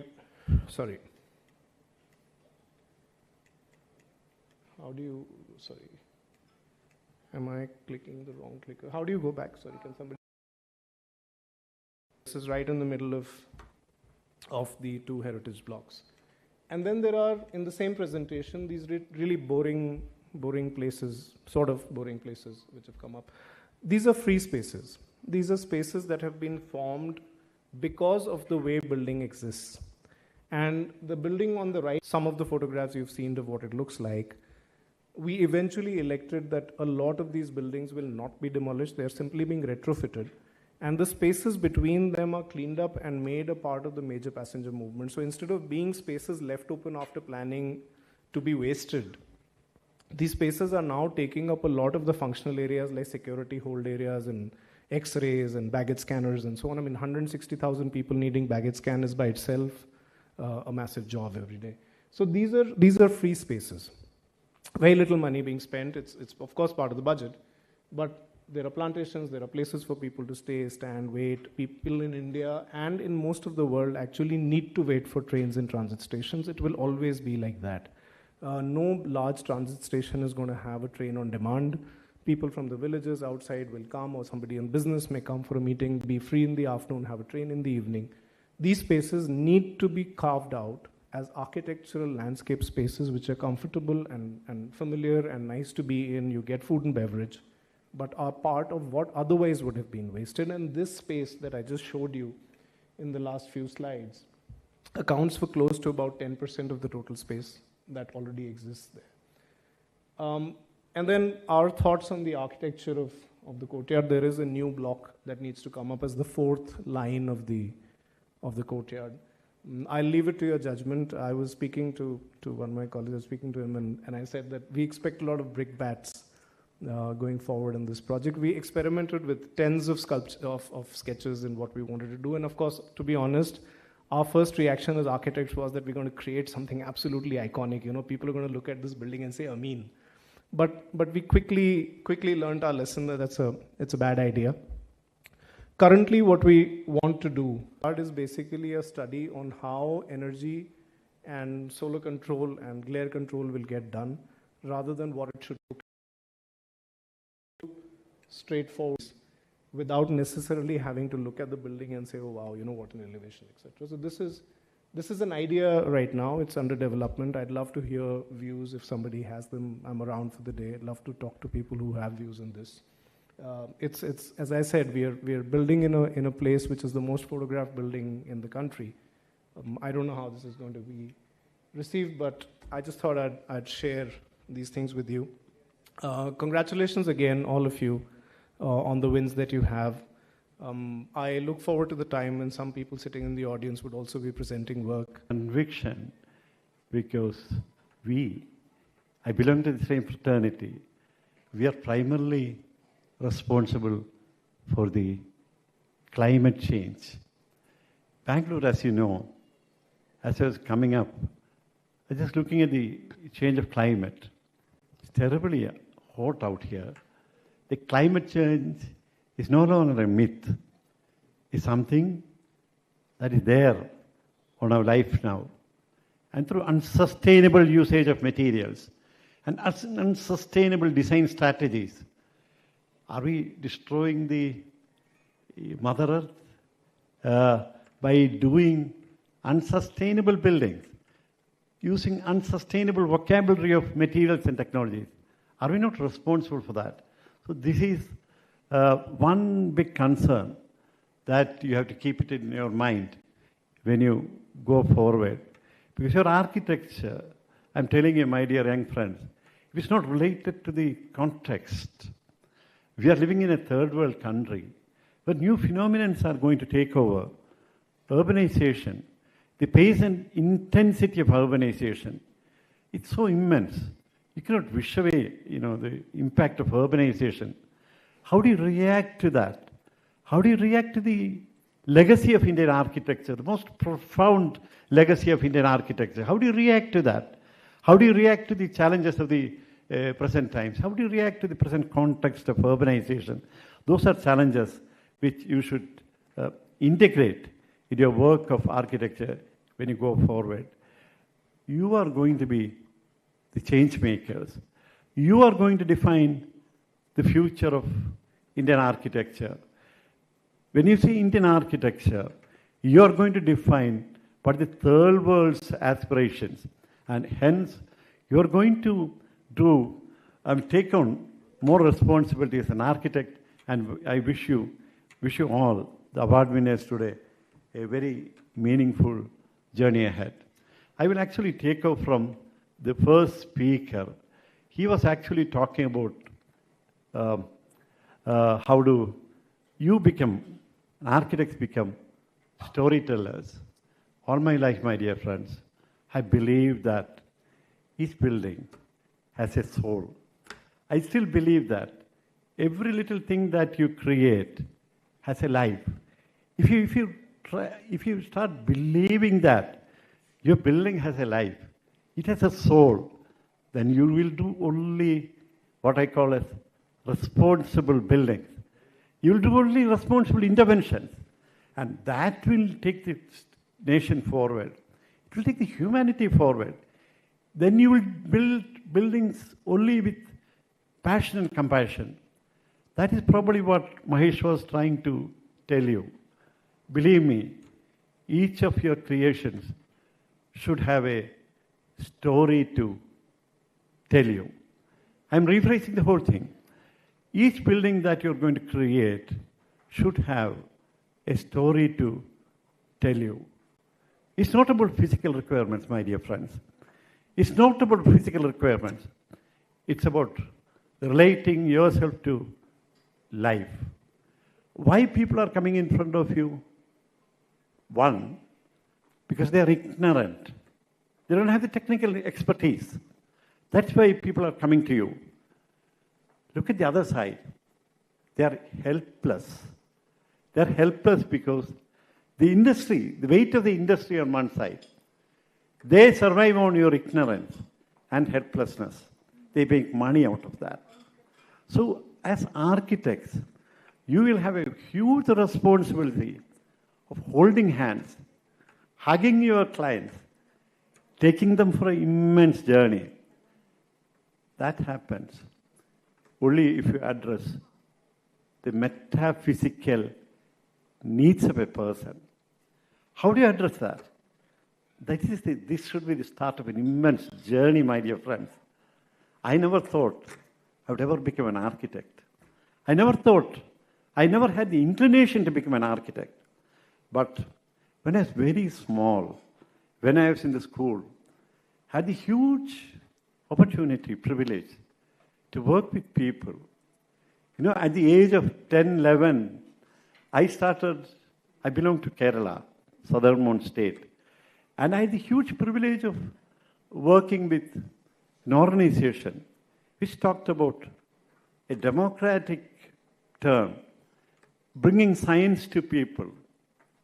I was a student member of that particular movement, which incidentally, the world's largest science movement, popularizing science and technology. Our only aim was to take the benefits of science and technology to the deprived, to the dispossessed, and to the marginalized society, so that the gains of science and technology could be transferred to them. One of the epoch-making interventions that we did at that time was to popularize smokeless chulas. Why smokeless chulas? Because all those days, I'm talking about things that happened probably 50 years, 5 decades back, when we used to have, chulas which emitted toxic, poisonous gases. People in the villages, people in the cities used to inhale these poisonous gases. Our kitchens never had proper ventilation. And these chulas, emitted so much of smoke, poisonous gases, toxic gases, which they inhaled. And very small intervention in its design meant 90% saving of fuel that was needed to burn the chula, and 50% reduction in the smoke emissions. Very basic, intervention in terms of that. I used to carry these chulas on the streets, going to the village halls, going to the households to sell technologies to the middle class, poorer sections of society, saying that it was cost effective, it was eco-sensitive, it was energy efficient. These are the determinants of sustainable architecture.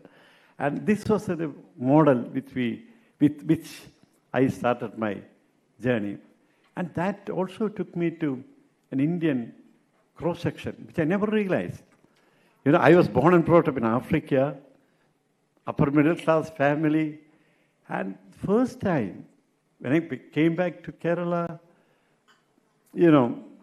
I was being brought up in a very feudal, upper middle class thing, and first time, I went to the community trying to teach them how to read and write. That's when I was hardly 11 or 12. That actually took me to the one cross-section of society, traditional fishermen, who were actually living on the fringes of poverty.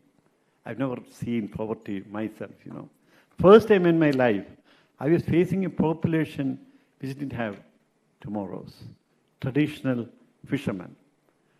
Yet they would come back in the night. The ladies would come back in the night, 8 o'clock.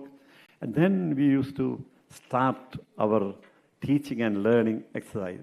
I used to hold their fingers and used to, teach them how to write and read. Because through writing and reading, we wanted to empower these marginalized people. A schoolboy trying to teach them how to read and write. But the end message was very clear. We wanted to empower people. We want them to be responsible for their future through education, through empowerment. We thought they could have a better life forward. And that actually led me to architecture. When I had many choices in my life. I was always good in studies. I always believed in the dictum that highest technical qualifications, let me tell you that again, highest technical qualifications blended with social aspirations, they make the best of men and women. That was my dictum all through my life. All through my life, academic life, I wanted to stand first, and I stood first in my district. And after I did my master's from Birmingham School of Architecture, after I graduated from Kerala in the School of in the College of Engineering in Trivandrum, I went to Birmingham to do my master's. And I was completing my master's in Birmingham. A professor from Newcastle on Tyne, he came to me. He came to me for a particular purpose because he wanted to, age of 24, I was offered so much of money, so much of freedom to start a department of housing in the University of Newcastle on Tyne. It was in England, let me tell you, that I was drinking unadulterated milk for the first time in my life. It was in England, when I was actually tasting the crunchy green apples for the first time in my life. First time in my life, I was living in a country where lights never went off, you know. And I was initially tempted. I asked my mother, was the only person to whom I could ask my direction. She said, don't think about anything else. I mean, this is a magic moment that has happened to you. Take it with both hands. A lot of money, a lot of freedom. At that age, you know, at the age of 24, a university professor coming and asking me to start a department of housing in England. I actually thought for a moment whether I should take up that. I said, sir, I'm a little too confused. Those days, mobile phones were not there, not even pages, no computers. And I said, I will take 1 week to contemplate about that. Then can you kindly come back to me after 1 week? He went back, and he came back after 1 week. I still remember the words that I told him. Sir, I'm sorry to offer this beautiful offer that you gave me. At my age, 24, I wouldn't probably I couldn't dream about another opportunity, which would have probably made my life much easier. I could have made a lot of money. But I said, this is what I want to tell my young friends, my dear young friends. India is a land of opportunities. Nowhere in the world. I'm saying with such conviction because my works actually have gone across the borders of this country. I'm working all over. I'm working in Europe. I'm working in Africa. Most parts of Asia I'm working. I'm telling you, India still remains as a land of opportunities. Nowhere in the world, India is the threshold of development. And nowhere in the world, you have such exciting domain to work on. The only thing is that you have to work responsibly. When I said that to him, he said, I'm disappointed. You should have told me when I met you first. But I said, sorry, I have to give you this thing because I want to go back to India and hold people's hand. My architecture could, lend some meaning to my life.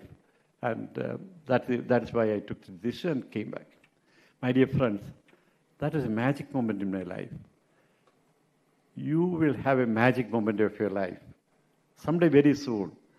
The wise architects among you, we realize that that's the magic moment that is going to probably define your journey forward. It's not the magnitude of works, my dear friends.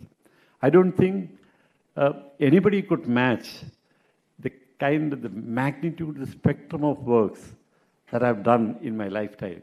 I'm telling you, I don't think nobody in India could really match the spectrum and magnitude of work that I've done in my lifetime. All using cost-effective, pocket-friendly, value-based, energy-efficient, sensitive, people-friendly buildings. But having said that, this magic moment will come when you choose a way. There are several. Let me come back to Paulo Coelho, who had defined my life in many, many ways.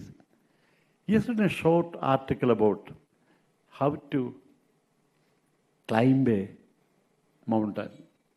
When you took up architecture, you have already taken up architecture as your life. It's not a vocation, my dear friends. It's not a job. It's not a vocation for you. Take architecture as your life.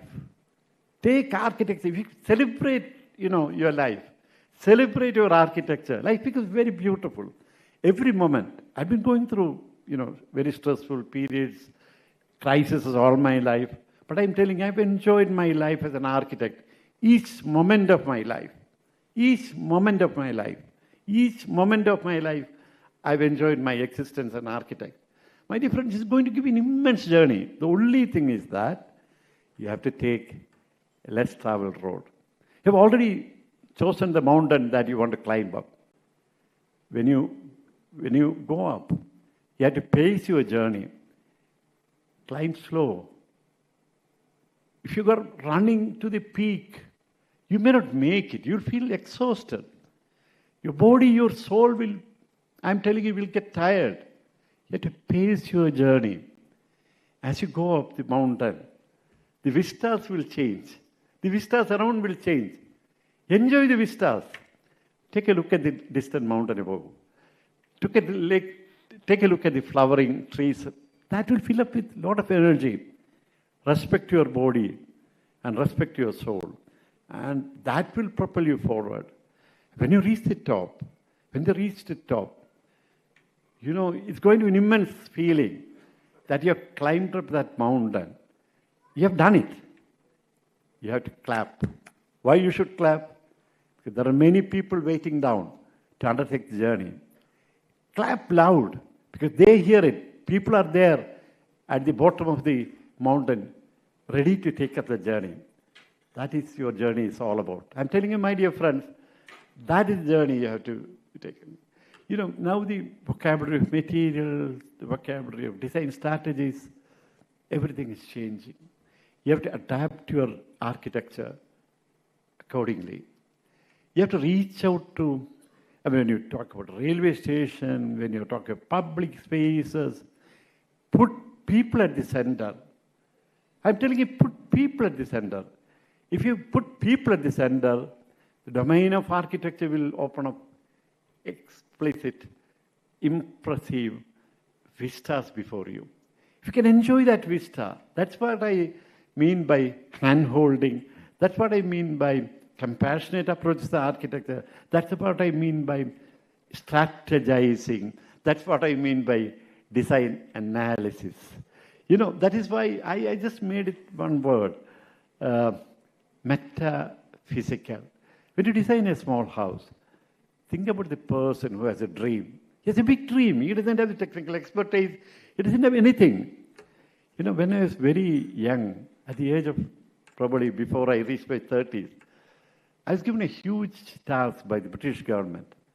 I came back to India, and those were the days when primary education, British government gave a huge amount of money to Indian government to make primary education universal in this country, you know, to make it accessible to every person, every small child in this country, make education accessible.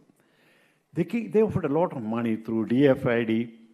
The entire focus was on changing the pedagogy, not on buildings and buildings. Indian government, unfortunately, gave a proposal, earmarking 90% of that money for capital making up, capital assets, buildings, rest of it. The British government threw it in a dustbin. They said the whole money is being given to improve education at that level to the children. And they select a few architects, you know, 3-4 architects from, we were asked to go across the country to all those days, there were only 16 states, now it's 20 plus, all the 16 states across the country. And we were asked to look at education, primary education. There, you know, the first thing that I did as a young architect was to sit on the floor and look at the domain of building. When I sat on the floor, architecture became completely different from me. You know, we always look at adult dimension. Schools are basically for children. Primary schools are for young kids who are hardly 3.5 feet tall. For them, everything had to be the mandate given to us was to design buildings for the young children. So what we did in the end, we lowered the height of the blackboard. We changed the color of the blackboard. We changed the color of the blackboard to green board. Black is a stifling color. So we changed that. We changed the shape of the blackboard. We gave cultural motifs, you know, trunk of an elephant, mangoes, apples, you know. We made the shape of the boards like that, you know, cultural motifs related to that particular state. And we lowered color. We put colors. We took, I mean, you should realize that 50% of children still in the primary schools of India are not sitting in chairs and benches. They're still sitting on the floor. So we made boards on the floor. We display, you know, all the things that they brought. We lowered the height of the shelf. We did a lot of things. We lowered the sill level so that children at that height could look out to the mother, get connected. When I'm talking to you, something different happened, When I'm talking to you, I'm looking at your eyes and talking to you. Unknowingly, we are actually forming a circle. You are looking at me, I'm looking at you. Unknowingly, we are forming circles. Instead of the monotonous rectangles and squares, we made circles. That is, the basic paradigm of education changed. No longer control, enablement, holding hands together. The teachers had to take a facilitatory role, an enabler's role, not a controller's role. We were talking about different strategy, activity-based teaching and learning. That changed and our buildings obviously changed this thing. We made circular buildings, octagonal buildings where we could connect together. And for the first time in India, I'm talking about way back in 1980s, early 90s, when Mr. Narasimha Rao was the Prime Minister of India. We made 24 schools in Andhra Pradesh, all using sustainable technology, 24 primary schools. And finally, the day of inauguration came, all using local technologies, low cost, budget-friendly, child-friendly classrooms for the first time. Splash colors, got on with fantastic shapes and forms. And finally, inauguration date came, the Prime Minister came, all the big wigs came. They came and left. And then the school was left open to the children. In one of my schools, I actually made an attic in one of the classrooms, which could be accessed only by the children. 4 feet high attic, to be accessible only for the children. And what happened after the inauguration? The village boys were waiting for getting into the schools. The school doors were kept open. They all rushed to one building where I had kept an attic, 4 feet attic. And as an architect, I want to see the reaction, response of the children. I went to the school, looked at the attic. They all just rushed to that attic, 40, 50 of them. And I was standing below. They were showing pranks at me. They knew that I couldn't climb up that ladder. And I was just trying to internalize the joy that the children could internalize. My dear friends, architecture is all about that particular feeling of joy. If you can imbibe that sense of joy into architecture, then we will build domains of happiness, my dear friends. We will have domains of happiness. That is what an architect's role is. Build domains of happiness. Context is very important. Build resilient housing. Make retrofitting as a part of your life. Don't demolish building unnecessarily. In the name of beauty, in the name of some stupid reason, we are continuing to destroy the Mother Earth. Talk about resource efficiency. Talk about resilience. Talk about sensitive architecture. Talk about values. Talk about people-centeredness. Only then your architecture will become meaningful. Wish you a very happy, meaningful journey. Thank you very much. Thank you so much, sir. Ladies and gentlemen, may I ask all of you to kindly rise and give a standing ovation for our people's architect, Padma Shri awardee, Dr. Gopalan Shankar. Thank you so much, sir, for those inspiring words.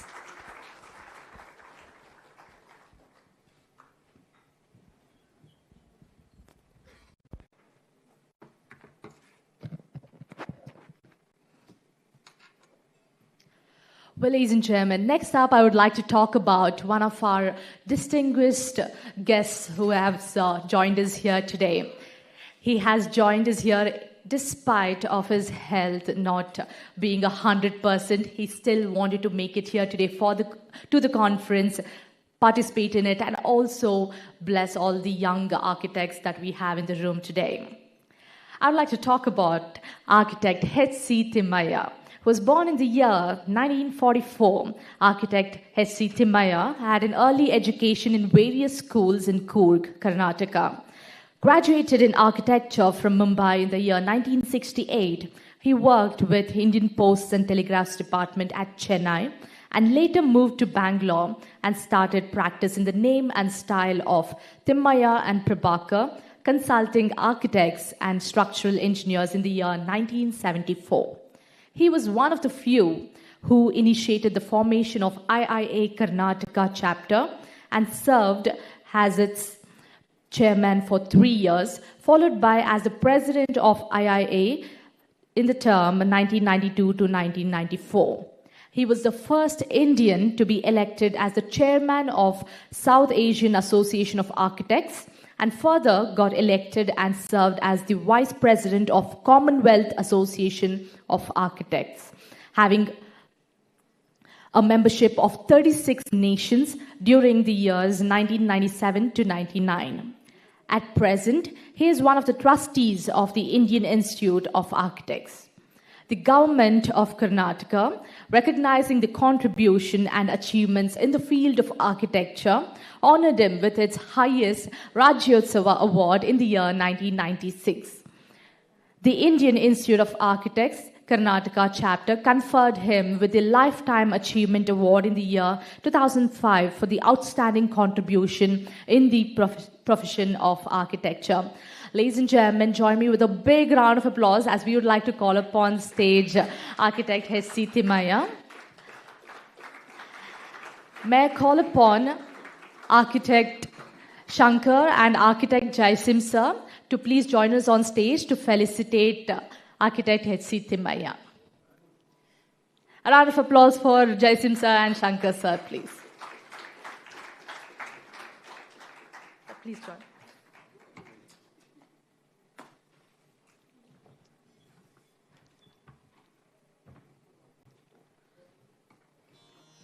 Despite not keeping well, he has come in here to attend this conference and to meet all the young and bright minds in the room today. Thank you so much, sir, for gracing us with your presence. He's one of the outstanding architects of India. The National Body of Architects has also awarded him with the gold medal and also honored him with the title Legacy Architect of India.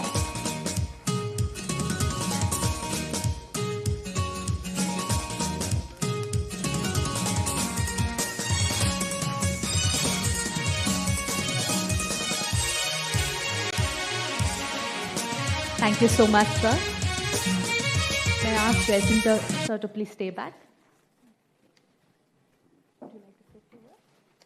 No. No? Well, thank you for all the felicitation.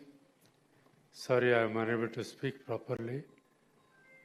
My compliments and congratulations to each one of you who have come from all parts of India to receive the prize. Well, these were not the days when I received it some 40 to 30 years back. Fabulous. The organizers have done wonderful work. They've been doing year after year. And when they called me, I said, instead of no, I said, I'll certainly come and wish each one of you a happy and successful life. Thank you very much.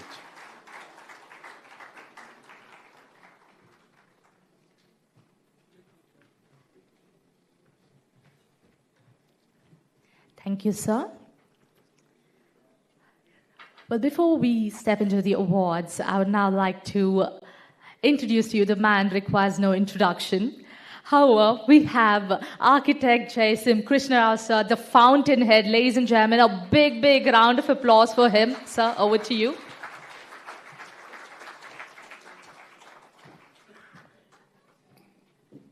Namaskars to each and every one of you in this fascinating place, which is full of glare. My eyes can't see anything. Thank you big enough for inviting me. It's an honor to share with all you youngsters my journey from the Antarctic to the Atlantic, covering literally every space on this earth, and designing on space and moon has been a journey which I hardly speak about because architecture cannot be spoken. Thank you very much.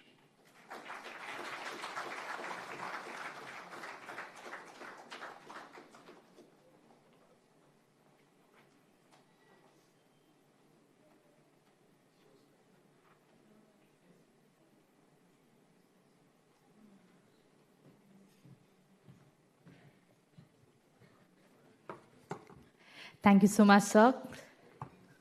Well, ladies and gentlemen, it is now time for one of the most interesting parts of today's program, the awards.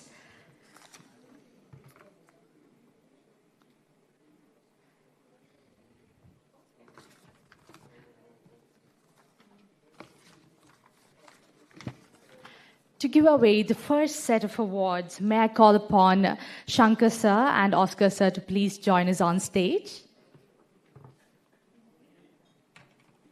A big round of applause for the gentlemen, please.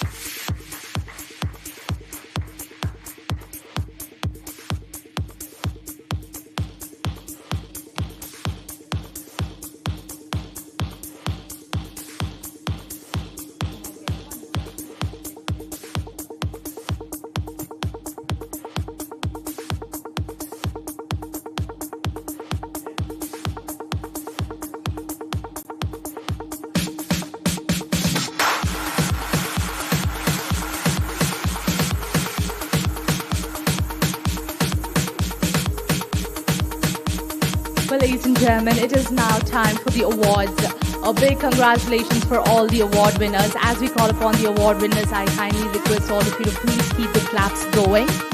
The first award goes to Atelier Astil architect Arpita Sharma for the most futuristic and trendsetter architecture and interior design firm of the year 2025, Karnataka. Under premium residential projects and commercial projects.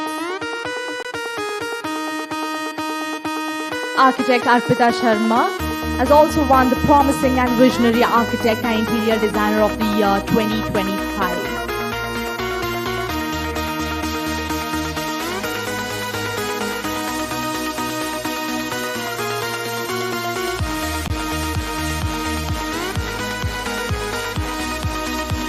Ladies and gentlemen, Architect Arpita would like to say a few words.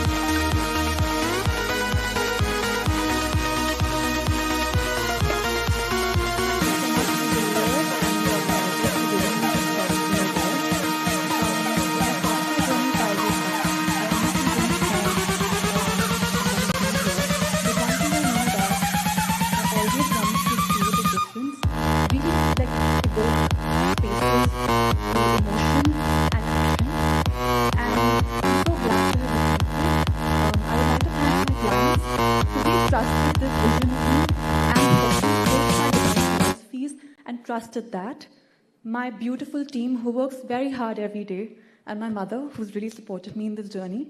I would like to create more and more work, and I'm very happy that I'm getting this opportunity not just in India but globally, and would continue doing this more and more. Thank you so much, everybody. Congratulations, Architect Arpita. The next award goes to House of Architects HOA, Architect Jinesh Shah for the innovative and outstanding architecture, landscape and interior design firm of the year 2025 from Maharashtra.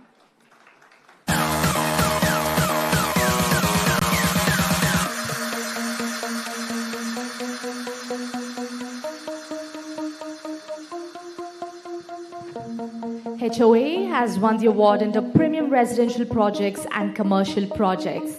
Architect Jinesh Shah has also won the 40 under 40 futuristic and trendsetter architect and interior designer of the year 2025. Congratulations.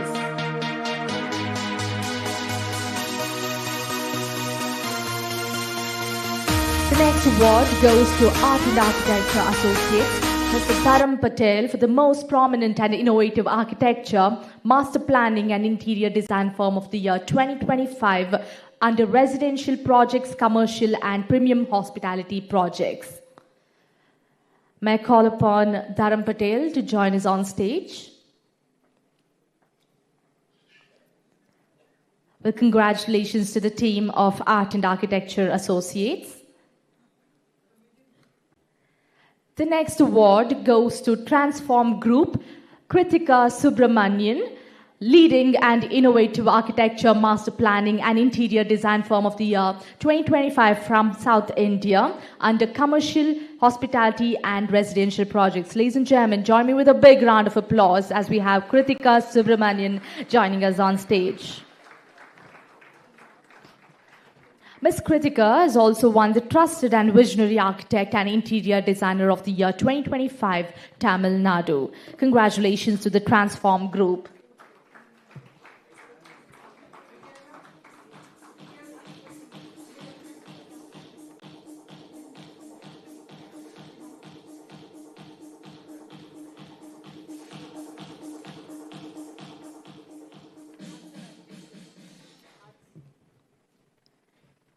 The next award goes to Stepping Stone Design Studio. With a big round of applause, let's welcome architect Rutuja Bosle on stage for the Trusted and Innovative Landscape Design, Architecture and Interior Design Firm of the Year 2025, Maharashtra, under residential and commercial projects.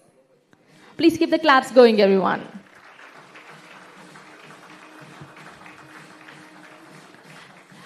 Architect Rutuja has also won the Creative and Outstanding Landscape Architect and Designer of the Year 2025, Maharashtra. Congratulations, Stepping Stone Design Studio.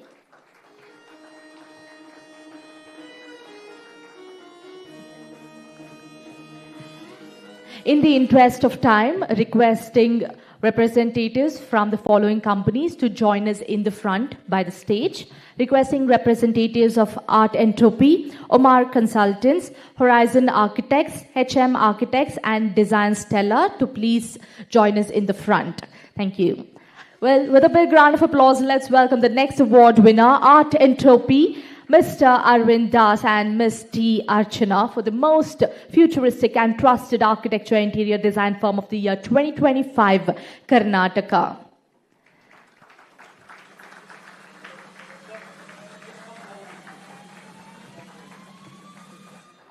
They've also won the Innovative and Trendsetter Architect and Interior Designer of the Year 2025. Congratulations, Art Entropy.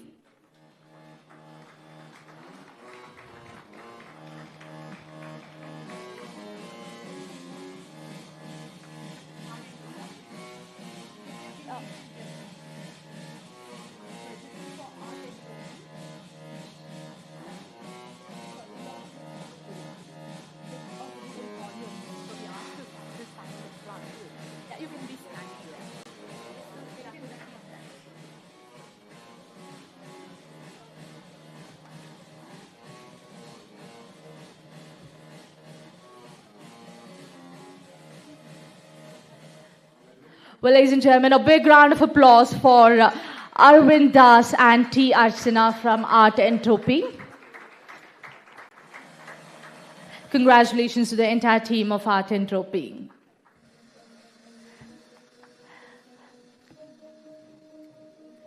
Well, ladies and gentlemen, in the interest of time, we will be calling out for the representatives of the award-winning companies to join us in the front by the stage so that we do not lose out on time as we are also approaching lunch.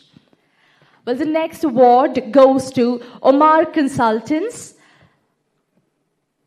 Architect Omar Mustafa for the most creative and prominent architecture and interior design firm of the year 2025 Telangana under commercial and hospitality projects. Architect Omar Mustafa has also won the Trusted and Outstanding Architect and Interior Designer of the Year 2025 Telangana.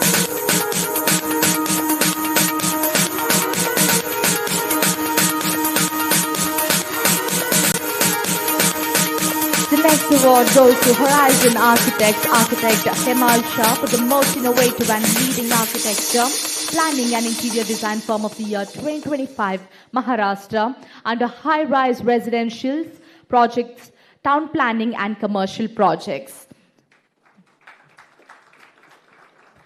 Architect Hemal has also won the Trusted and Outstanding Architect and Designer of the Year 2025, Telangana.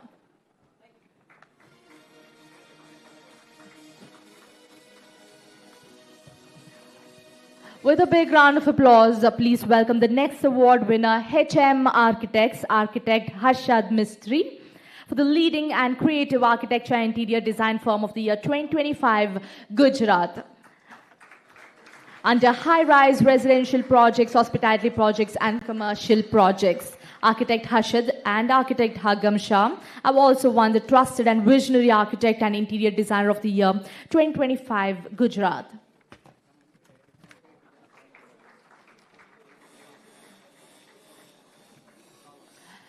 In the interest of time, requesting representatives from Studio Uli, C. Subbarao Associates, Studio 888 Architects, Creative Design and Management, and Prakriti Architects and Interior Decorators to please join us in the front by the stage. With a round of applause, let's welcome the next award winner, Design Stellar, Sanjay Kumar and Saloni on stage. For the innovative and trusted architecture and interior design firm of the year 2025 from Karnataka under residential and commercial projects.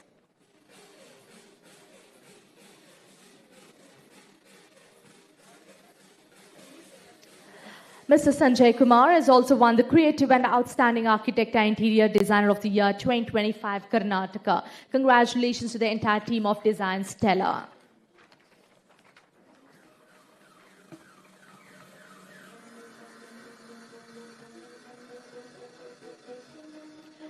The next award goes to Studio Uli, Architect Fazil, Safwan Kesi and Shijil Mohammed for the trendsetter and visionary architecture and interior design firm of the year 2025 from Kerala under premium residential projects and commercial projects.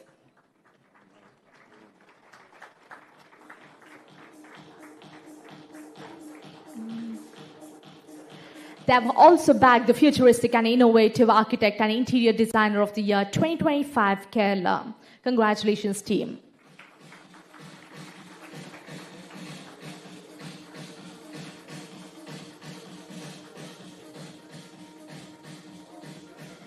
The next award goes to C. Subbarao Associates. With a round of applause, let's welcome architect C. Subbarao and architect Shivani Challa for the most prominent and trusted architecture and interior design firm of the year 2025 across South India under institutional premium residential projects, healthcare and commercial projects. Architect Subbarao has also won the Leading and Visionary Architect and Interior Designer of the Year 2025 Tamil Nadu, and Architect Shivani has also bagged the Promising and Creative Architect and Interior Designer of the Year 2025. Congratulations both. The next award goes to Studio 888 Architects. With a round of applause, let's welcome Architect Pramod Chaugule and Architect Mohit Chaugule on stage for the Leading and Innovative Architecture and Interior Design Firm of the Year 2025 Maharashtra under residential, commercial and institutional projects. They have also bagged the Trusted and Outstanding Architect and Interior Designer of the Year 2025 Maharashtra. Ladies and gentlemen, a big round of applause for Studio 888 Architects.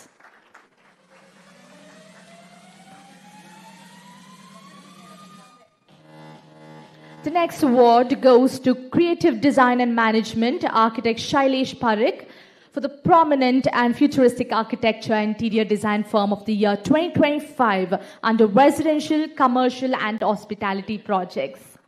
Architect Shailesh has also bagged the visionary and trusted architect and interior designer of the year 2025.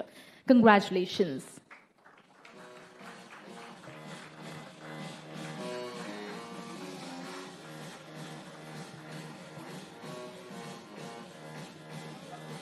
Requesting representatives from 1.61 Studio, LSD Architects, Studio M+N, Rooted Narratives, and Riviera Studio 90 to please join us in the front.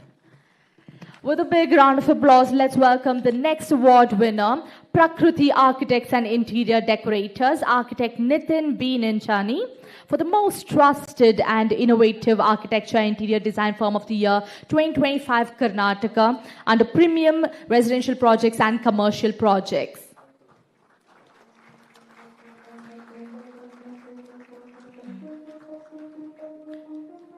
He's also bagged the trendsetter and visionary architect and interior designer of the year 2025. Congratulations. The next award goes to 1.61 Design Studio, Architect Rasika Pragnesh Mori for the Creative and Futuristic Architecture and Interior Design Studio of the year 2024, Maharashtra under premium residential projects. Architect Rasika has also bagged the Innovative and Promising Architect and Interior Designer of the Year 2025. Congratulations, Ms. Rasika.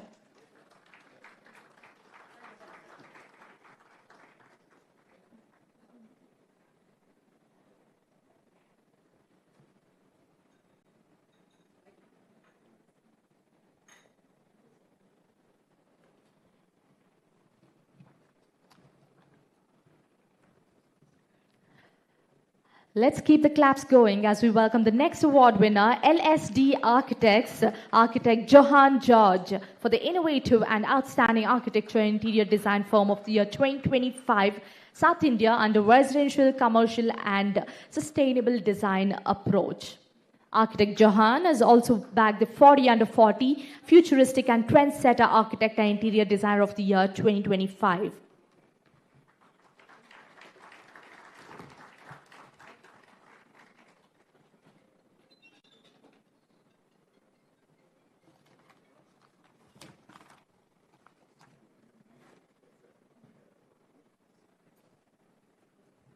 Congratulations, LSD Architects. The next award goes to Studio M+N. We would like to call upon Manish Kumar Pola and Nishita Menini for the futuristic and innovative architecture and interior design firm of the year 2025, Telangana, under retail and commercial projects.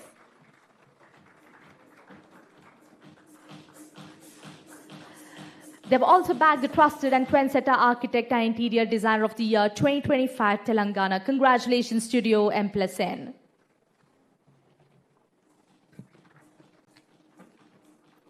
The next award goes to Rooted Narratives. With a big round of applause, let's welcome Vijay Dharmalingam and Vrinda Tapadia on stage for the innovative and promising architect and interior design firm of the year 2025 for the residential and commercial projects.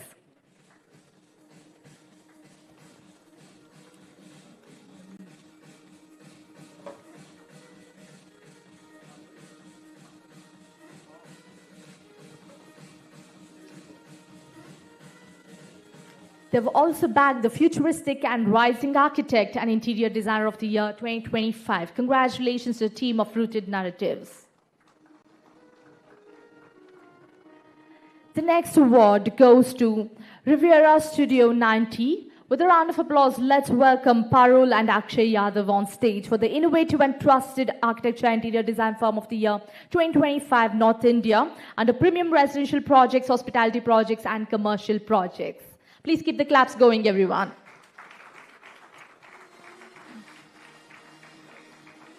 They've also bagged the 40 under 40 futuristic and trendsetter architect and interior designer of the year 2025. Thank you very much, gentlemen, for presenting this set of awards. A round of applause for them as well. To present the next set of awards, I would like to call upon Jaisim sir and Ponni ma'am on stage.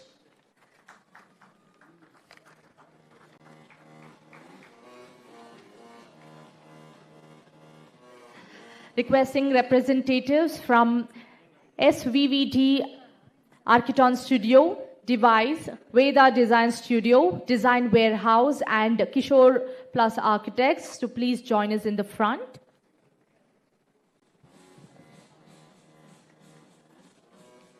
Well, the next award goes to SVVD Architon Studio. With a round of applause, let's welcome architect S.V. Kamesh for the innovative and trusted architecture and interior design firm of the year 2025, Tamil Nadu, under institutional, commercial, and residential projects. Architect Kamesh has also bagged the 40 under 40 futuristic and trendsetter architect and interior designer of the year 2025. Ladies and gentlemen, please keep the claps going.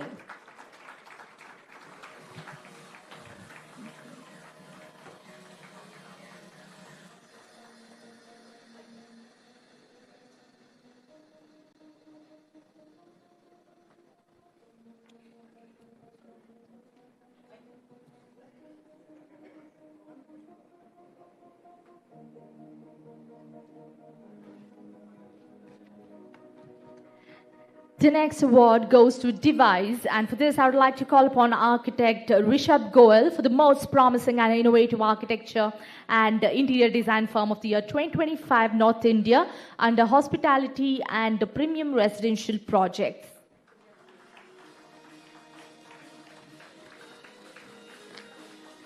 Architect Rishabh has also bagged the trusted and creative architect and interior designer of the year 2025, Rajasthan.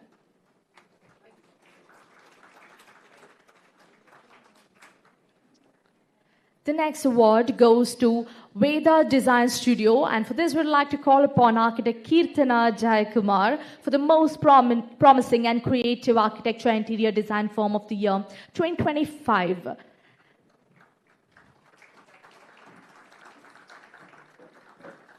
Ms. Architect Kirtana has also bagged the most futuristic and rising architect and interior designer of the year 2025, Tamil Nadu. Congratulations. The next award goes to Design Warehouse. We'd like to call upon Vanya Agarwal for the creative and trendsetter architecture and interior design firm of the year 2025, North India, under residential and commercial projects. Ms. Vanya has also bagged the futuristic and innovative architect and interior designer of the year 2025, North India.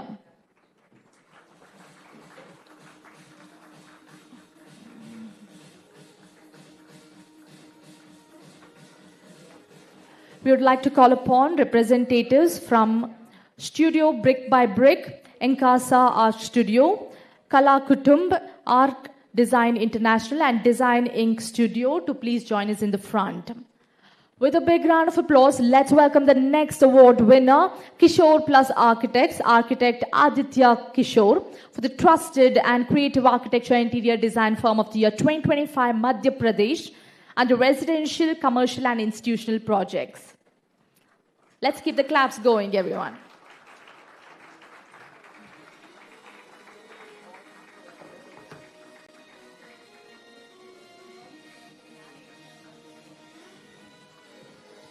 Architect Aditya Kishore has also bagged the promising and futuristic architect and interior designer of the year 2025, Madhya Pradesh. Congratulations. The next award goes to Studio Brick by Brick, and for this we would like to call upon Prerna Pawan and Bharat Narain Sagar for the creative and trusted architecture and interior design firm of the year 2025 from Karnataka under premium residential projects. They've also bagged the promising and trusted architect and interior designer of the year 2025.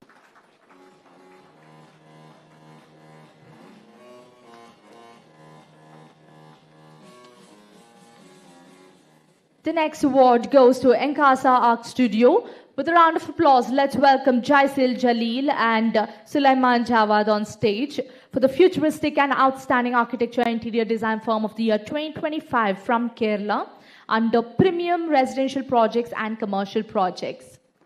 Well, congratulations to the team of Enkasa Art Studio. The next award goes to Kala Kutumb Ataur Rahman for the innovative and promising architecture and interior design firm of the year 2025 South India for the sustainable design approach. Mr. Ataur Rahman has also bagged the creative and trendsetter designer of the year 2025 South India.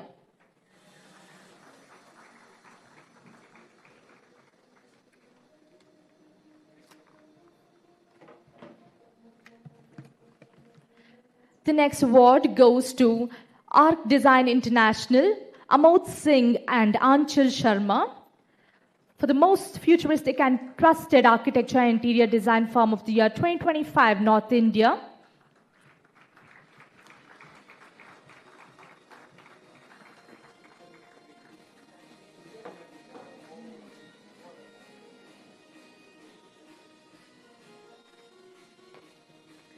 They've also bagged the creative and trendsetter architect and interior designer of the year 2025 North India. Congratulations, Arc Design International. The next award goes to the Design Inc. Studio, architect Sahil Kumar for the innovative and trendsetter architecture and interior design firm of the year 2025 North India under premium residential projects and commercial projects. Architect Sahil has also bagged the creative and futuristic architect and interior designer of the year 2025.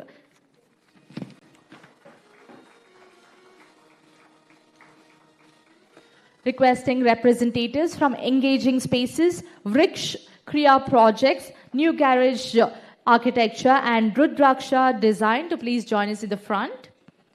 The next award goes to Engaging Spaces architect Syed Mohammad Sarmad and architect Aisha Nagpal for the innovative and visionary architecture and interior design firm of the year 2025 from Karnataka under high-rise residential projects and commercial projects.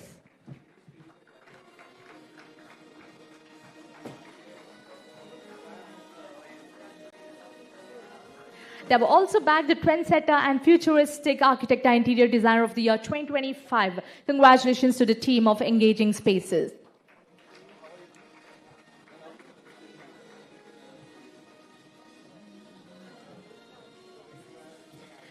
The next award goes to Vriksh, and for this we have architects Sonal Shetty Rao and Amit Rao for the trusted and innovative architecture and interior design firm of the year 2025 Karnataka under residential and commercial projects. Architect Sonal has also bagged the creative and outstanding architect and interior designer of the year 2025 Karnataka.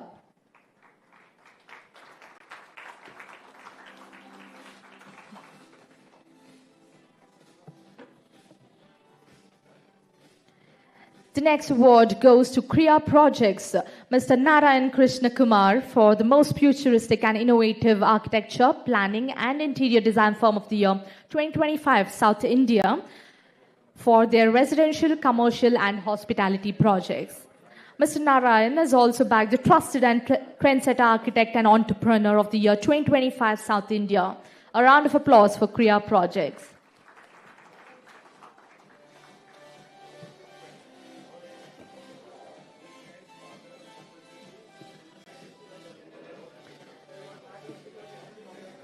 Requesting representatives from RJM Architects, Studio 5 Design, Haptic Architects, Studio Flow Architects and Design Genesis to please join us in the front.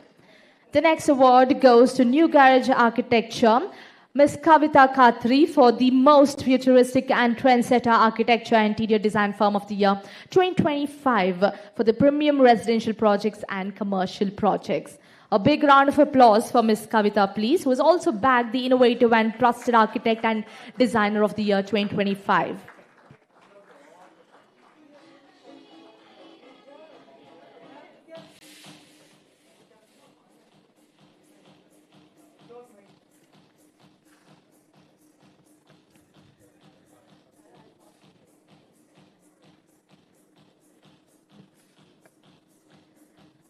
The next award goes to Rudraksha Design, architect Jwalant Patel and Preeti Patel for the most innovative and trusted landscape architecture firm of the year 2025, Gujarat, for their outstanding consultancy. Architect Jwalant has also bagged the futuristic and promising landscape architect of the year 2025, Gujarat. Congratulations.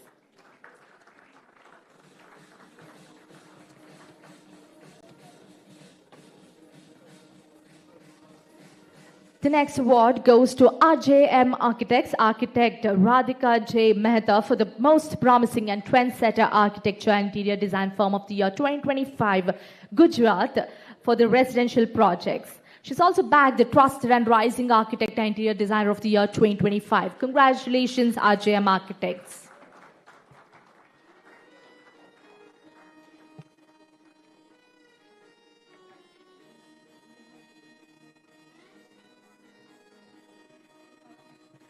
The next award goes to Studio 5 Design. With a round of applause, let's welcome Sachin Katpe, Dhanashri Katpe and Dinesh Gara for the leading and prominent architecture and interior design firm of the year 2025 for the commercial projects, community space design and premium residential projects.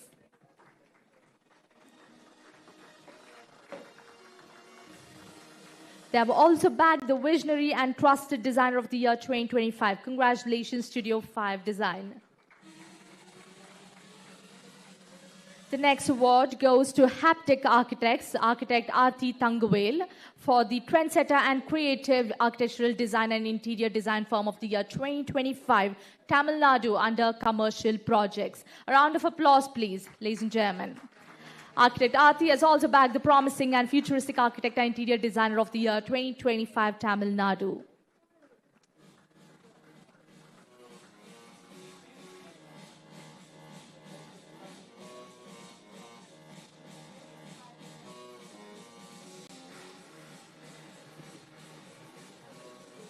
The next award goes to Studio Flow Architects, architect Shibin Salam and Bhagya Lakshmi for their outstanding and promising architecture and interior design firm of the year 2025, Kerala, under residential and commercial projects.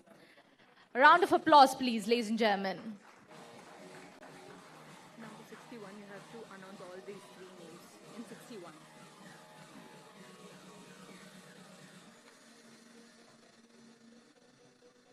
They've also bagged the Trusted and Creative Architect and Interior Designer of the Year 2025. Congratulations, Studio Flow Architects.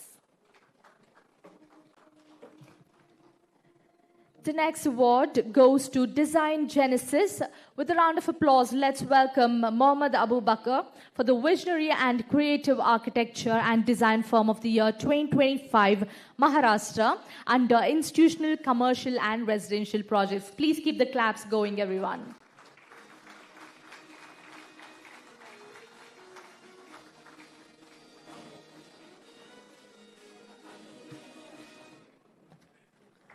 Mr. Mohammad Abu Bakr has also bagged the 40 under 40 Futuristic and Trendsetter Architect and Designer of the Year 2025. Congratulations, Design Genesis.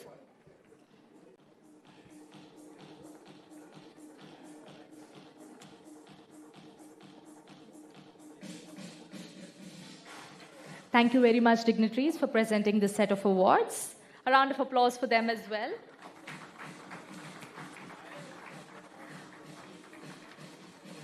Requesting representatives from MS Iconic Private Limited, Spacecraft Interior Architecture, Feathers Architects, Vidinitin Design and Custom Design Stories to please join us in the front. Well, to present the next set of awards with a big round of applause, let's welcome Amin sir and Vibhuti ma'am on stage. Come on, everybody, a big round of applause.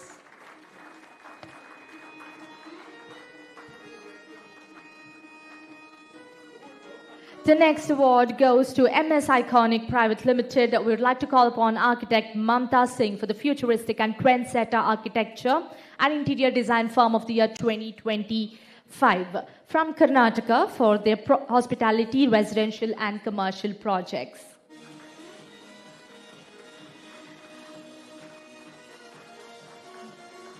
Architect Mamta has also bagged the Innovative and Visionary Architect and Interior Designer of the Year 2025. Congratulations, MS Iconic Private Limited. The next award goes to Spacecraft Interior Architecture. For this, we would like to call upon architect Tanvi Mehta and architect Samir Chaubal on stage for the Outstanding and Creative Architecture and Interior Design Firm of the Year 2025, Maharashtra. Ladies and gentlemen, join me with a big round of applause as the architect Tanvi and architect Samir have also bagged the 40 under 40 Futuristic and Trendsetter Architect and Interior Designer of the Year 2025.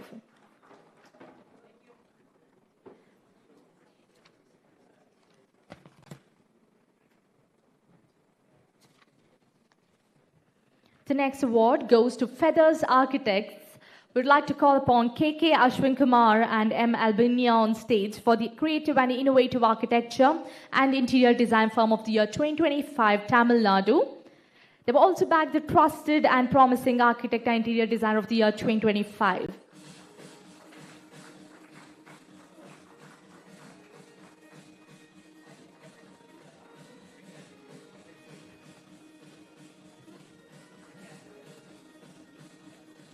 The next award goes to Vidhi Nitin Design. With a round of applause, let's call upon Vidhi and Nitin on stage for the Futuristic and Trendsetter Interior Design and Architectural Design Firm of the Year 2025, North India. Congratulations to the team of Vidhi Nitin Design. The next award goes to Custom Design Stories Private Limited. We'd like to call upon Aditya Tognata and Ananya Sharma for the Most Innovative and Trusted Architecture Interior Design Firm of the Year 2025, North India, under Premium Residential Projects and Commercial Projects.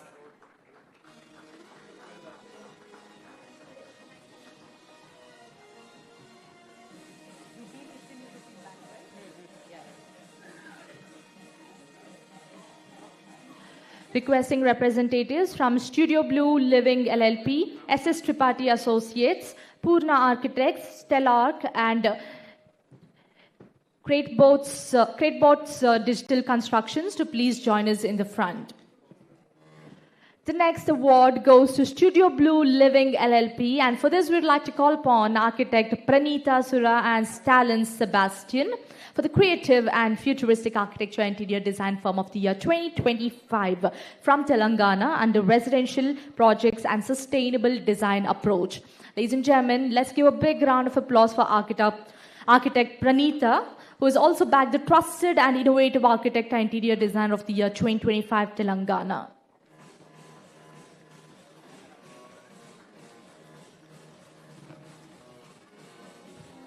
The next award goes to SS Tripathi Associates, Bhubaneswar, architects Sonam Tripathi and Srinivasa Tripathi for the trusted and outstanding architecture, landscape and interior design firm of the year 2025 from Odisha for the residential, institutional and commercial projects.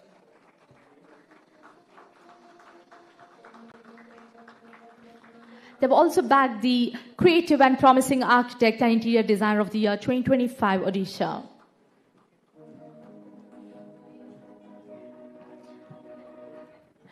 The next award goes to Purna Architects. With a round of applause, let's welcome architect Abhijit Bajrao Shinde, architect Abhijit Vijay Singh Deshmukh on stage for the trusted and innovative architecture interior design firm of the year 2025 from Maharashtra under institutional, residential and commercial projects.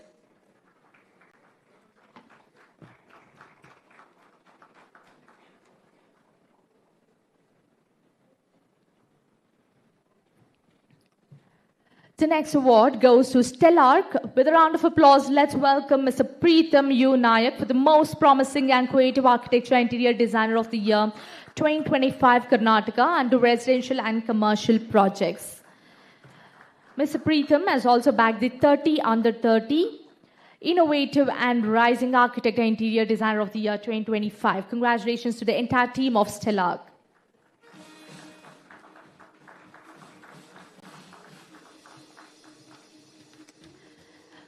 Requesting representatives from Arca Design Studio, Inspire Architects, R Square Design, Arca Group of Consultancy, and Nikaya Design Studio to please join us in the front.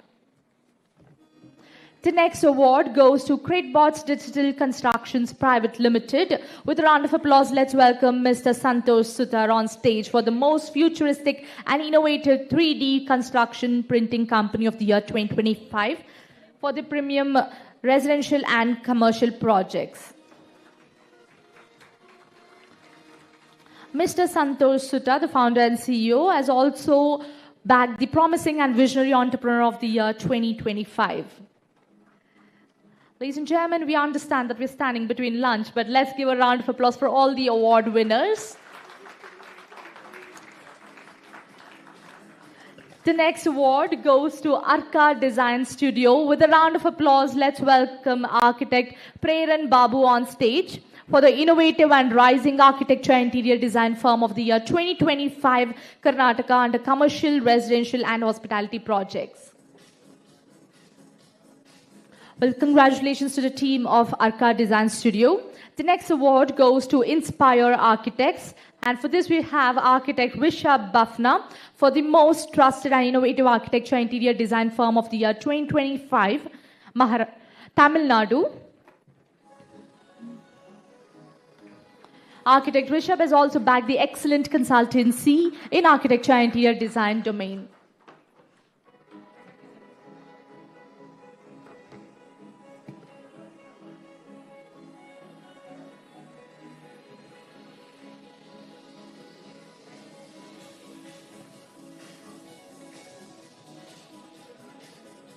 The next award goes to R Square Design, and for this we have architect Rushikesh Rane for the most promising and creative architecture interior design firm of the year 2025 from Maharashtra under residential projects and commercial projects.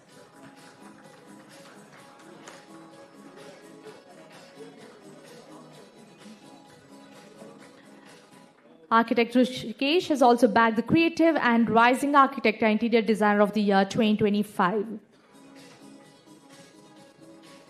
The next award goes to Akar Group of Consultancy, architect Milind Mukund Kulkarni, for the Trusted and Innovative Architecture Interior Design Firm of the Year 2025, Maharashtra and Karnataka. Well, congratulations to the team of Akar Group of Consultancy.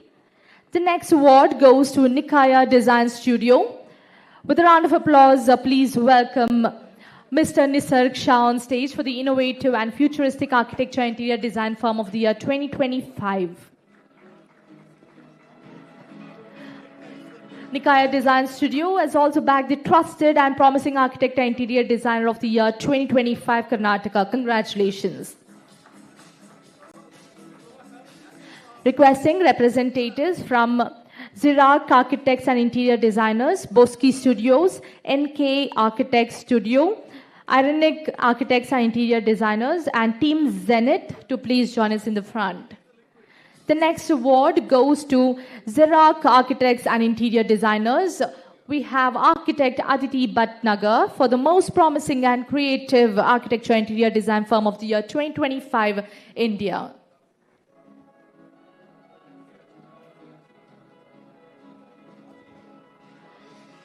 Please keep the claps going, everyone.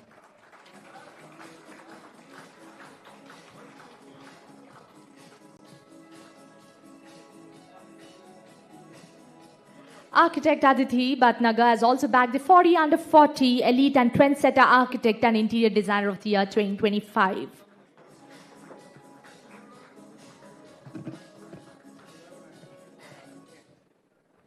The next award goes to Boski Studios, and for this we'd like to call upon architect Mithun TG and architect Nasihur Rahman on stage for the Creative and Outstanding Architecture Interior Design Firm of the Year 2025 from Kerala under Residential and Commercial Projects and Sustainable Design Approach. The gentlemen have also bagged the Trusted and Futuristic Architect and Interior Designer of the Year 2025. Congratulations, Boski Studios.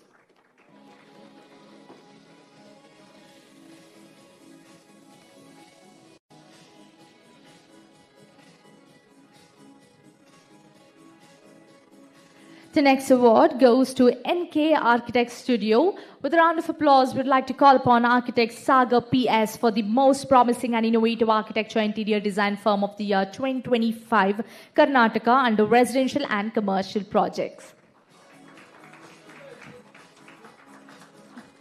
Architect Sagar has also bagged the 30 under 30 Creative and Rising Architect and Interior Designer of the Year 2025. Congratulations, NK Architects Studio.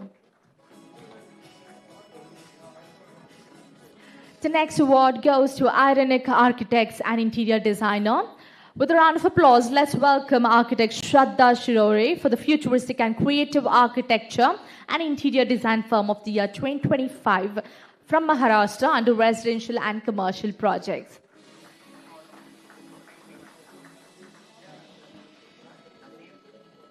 Architect Shraddha has also bagged the Trendsetter and Promising Architect and Interior Designer of the Year 2025.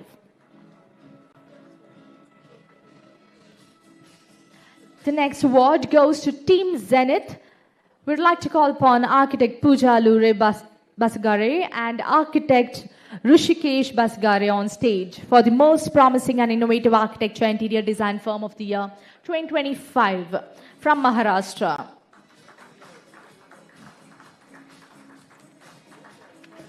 They've also bagged the Trusted and Rising Architect and Interior Designer of the Year 2025. Congratulations, Team Zenith. And thank you very much, dignitaries, for presenting this set of awards. A big round of applause for them as well. To present the next set of awards, I would like to call upon Mr. Oscar and Mr. Mahesh on stage.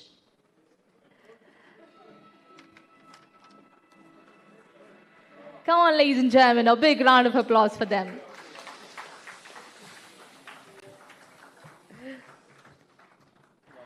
I'd like to call upon the representatives from S+D Architects, Deathedge Space, Amaltas Landscapes, Aramana Architects, and Kaira Design Studio. Please join us in the front.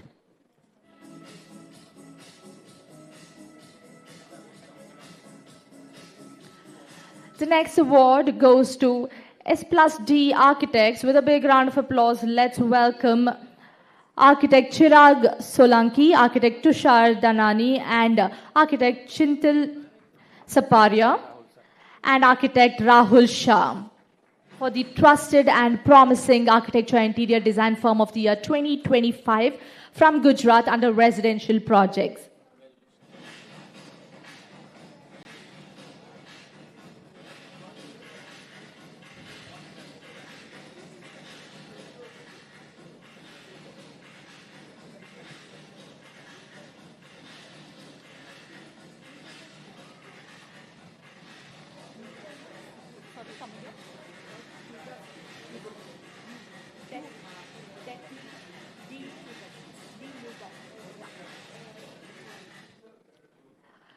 Well, the next award goes to the Yuga Space. So with a big round of applause, let's welcome Architect Vaishnavi CS for the most promising and creative architecture and interior design firm of the year 2025 Karnataka under residential and commercial projects.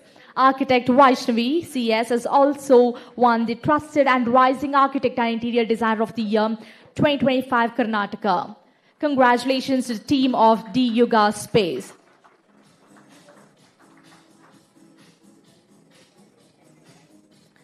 The next award goes to Amaltas Landscapes. So with a round of applause, let's welcome Ayushi Patsha on stage for the innovative and futuristic landscape design firm of the year 2025 under public spaces, residential projects, and commercial projects.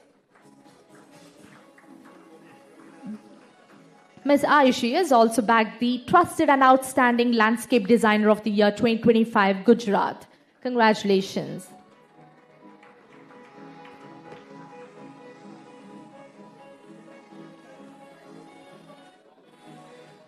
The next award goes to Aramana Architects. We would like to call upon Alif Aramana and Fatima Mazia on stage for the most futuristic and promising architecture and interior design firm of the year 2025 Karnataka under residential and commercial projects. Alif and Fatima have also won the Trusted and Trendsetter Architect and Interior Designer of the Year 2025 Karnataka. Congratulations.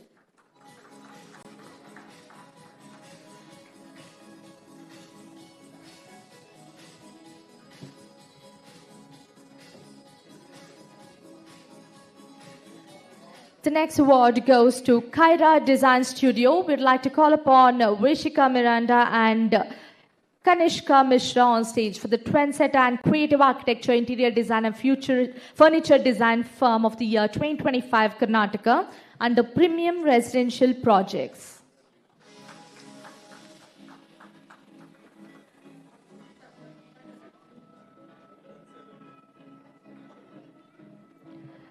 They've also won the Innovative and Futuristic Architect and Interior Designer Firm of the Year 2025 Karnataka. Congratulations. We would now like to call upon representatives from CADS, RCD, Ria Choksi Designs, Studio Gudu, Studio Architect, and Praveen Architects to please join us in the front. The next award goes to CADS, and for this we would like to call upon Mr. Sahil Sharma for the most promising and creative architecture and interior design firm of the year 2025 from North India for the residential and outstanding consultancy.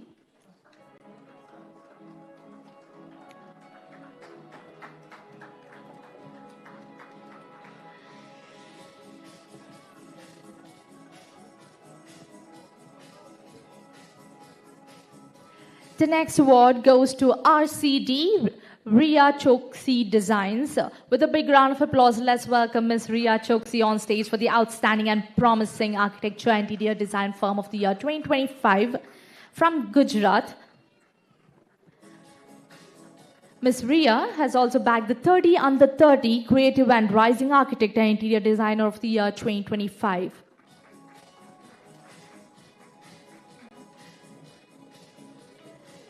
The next award goes to Studio Gudu architect Tarun Mahesh for the futuristic and trusted architecture, Construction and Interior Design Firm of the Year 2025 from Karnataka under their residential and commercial projects. Architect Tarun has also bagged the Promising and Creative Architect and Interior Designer of the Year 2025.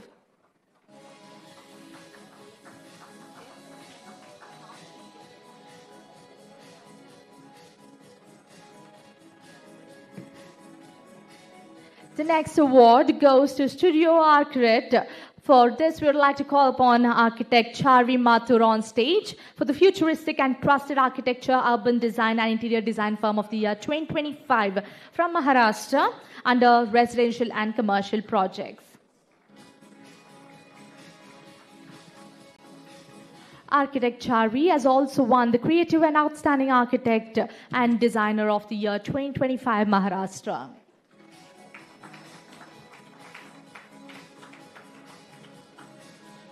We would like to call upon representatives from Studio Homestead, 9dim Architecture Plus Design, Roy Architects, AD Studio, and One East Design Studio to please join us in the front.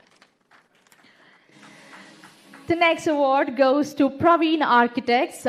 We would like to call upon Praveen Kumar Jangid and Maunika Vishnudasu on stage for the futuristic and innovative architecture and interior design firm of the year 2025 from Telangana under premium residential projects and commercial projects. They have also won the Trusted and Creative Architect and Interior Designer of the Year 2025. Congratulations, Praveen Architects. The next award goes to Studio Homestead. We would like to call upon architect Hormuzd Katrak for the creative and trusted architecture and interior design firm of the year 2025, Maharashtra under residential and commercial projects.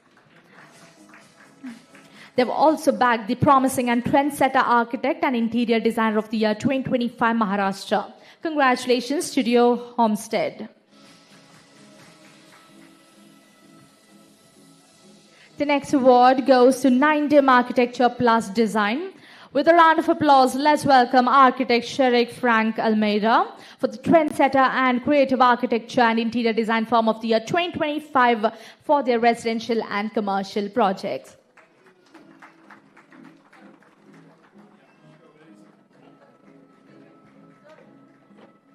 Architect Sherik has also won the Promising and Futuristic Architect and Interior Designer of the Year 2025. Congratulations.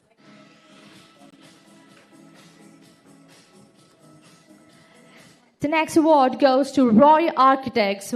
We'd like to call upon architect Meghna Roy for the Promising and Trusted Architecture Interior Design firm of the year 2025 from Andhra Pradesh under residential projects. Architect Meghna Roy has also won the Creative and Rising Architect and Interior Designer of the Year 2025. Congratulations, Roy Architects.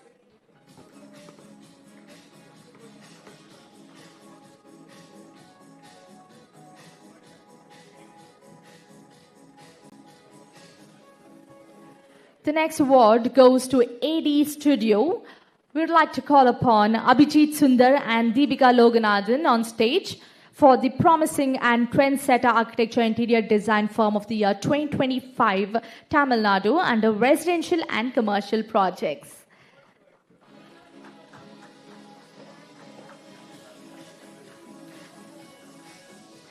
Abhijit and Deepika have also won the 30 under 30 Architect and Interior Designer of the Year 2025. Congratulations, AD Studio.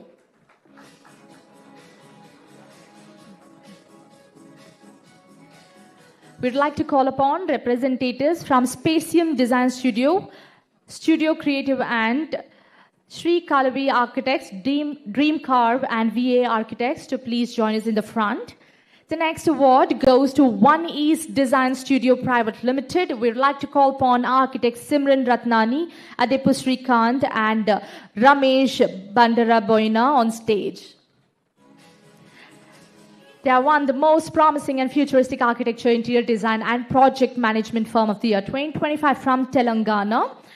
They've also bagged the creative and rising designer and entrepreneur of the year 2025. Congratulations.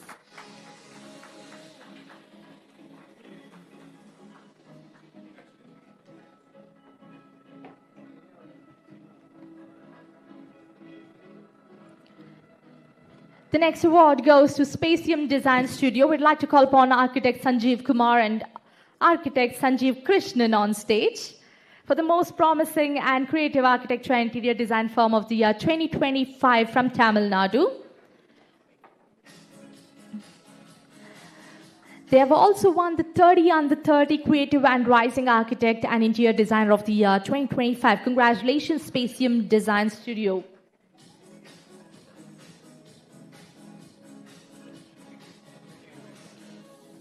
The next award goes to Studio Creative and we would like to call upon architect Ankit Sanjay Tatted and architect Kushbu Ankit Tatted on stage for the most promising and futuristic architecture and interior design firm of the year 2025 Maharashtra.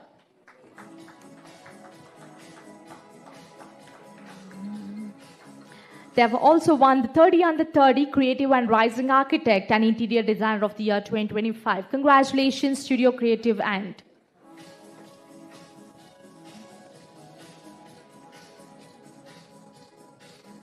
The next award goes to Sri Kalavi Architects. We would like to call upon architect Abbas Mathur on stage for the most promising and innovative architecture interior design firm of the year 2025 North India.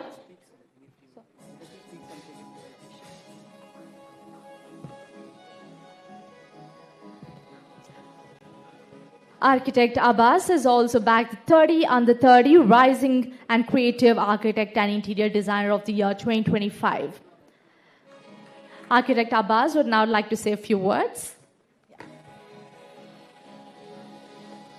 Very good afternoon, everyone. Thank you for giving us this recognition.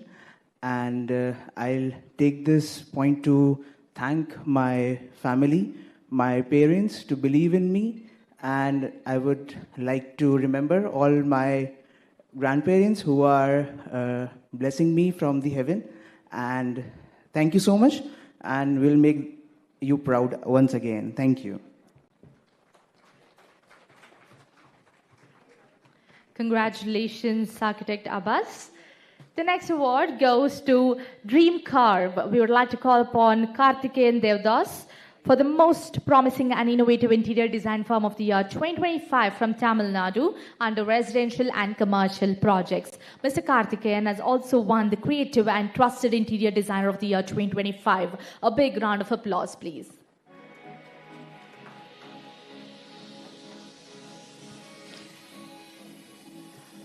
The next award goes to VA Architects. We would like to call upon Anudeep Reddy and Vamshi Krishna for the most promising and trendsetter architecture interior design firm of the year 2025 from Telangana.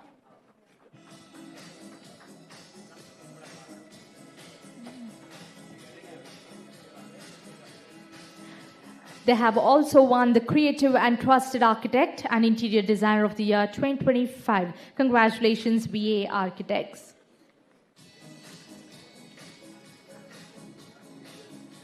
And thank you very much, gentlemen, for presenting this set of awards. Thank you, sir. We'd now like to call upon Vibhuti ma'am and Amin sir to please join us on stage to present the next set of awards.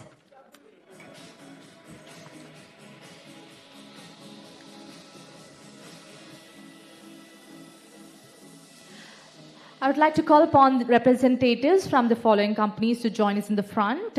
Lakshmi Size in Space Architecture and Interiors, Shrishti Studio Design, Sixth Realm, Studios Synergy, Skycon Design Studio. Please join us in the front. The next award goes to Lakshmi Size in Space Architecture and Interiors. We'd like to call upon architect Ranga Yashwant for the trusted and creative architecture and interior design firm of the year 2025 from Andhra Pradesh under residential and commercial projects. Architect Ranga has also bagged the innovative and promising architect and interior designer of the year 2025 Andhra Pradesh.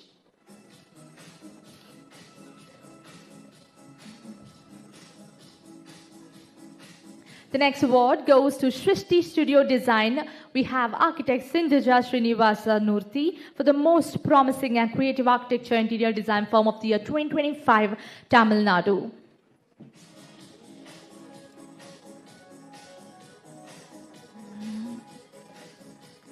Architect Sindhuja has also bagged the 30 under 30 Innovative and Rising Architect and Interior Designer of the Year 2025. Congratulations. The next award goes to 6th Realm. We would like to call upon Architect Kushal Gowda R for the most promising and innovative architecture and interior design firm of the year 2025 from Karnataka under residential and commercial projects. Architect Kushal Gowda has also bagged the 30 under 30 Creative and Rising Architect and Interior Designer of the Year 2025. Congratulations to the entire team of 6th Realm.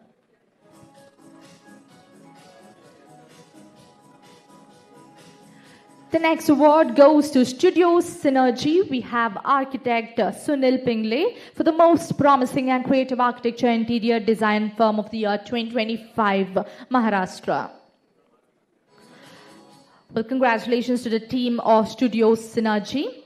We'd like to call upon representatives from Archer Studio, Studio Datum, Oak Atelier, BJA Design Architects and Interiors, and On-Flow Art and Architecture to please join us in the front.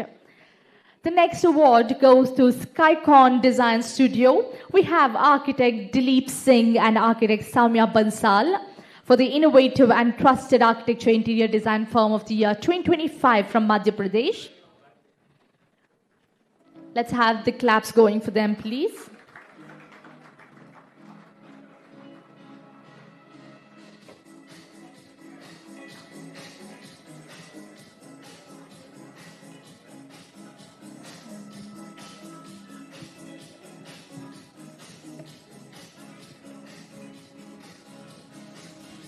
The next award goes to Archer Studio. We'd like to call upon architect Abir Sharma and architect Shivansh Gupta for the futuristic and creative architecture interior design firm of the year 2025.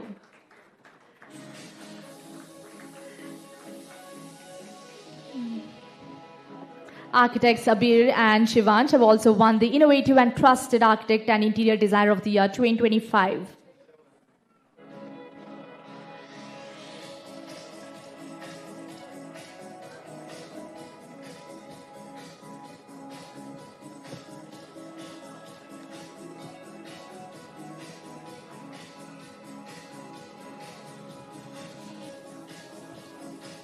The next award goes to Studio Datum, and for this we'd like to call upon architect Karthi Abhinandan and architect Divya Rachel Varghese for the futuristic and promising architecture interior design firm of the year 2025 from Karnataka under residential and commercial projects.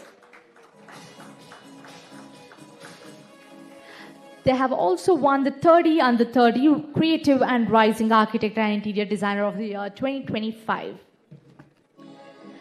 The next award goes to Oak Atelier architect Karan Pirgal for the innovative and outstanding architecture and interior design firm of the year 2025 from Karnataka under residential and commercial projects. Architect Karan has also won the 30 under 30 Creative and Rising Architect and Interior Designer of the Year 2025.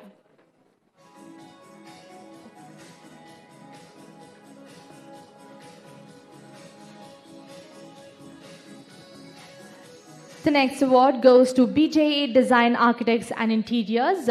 We'd like to call upon Alexander P. for the futuristic and promising architecture interior design firm of the year 2025. Well, congratulations to the team of BJA Design Architects and Interiors.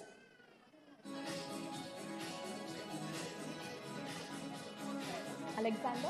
Oh.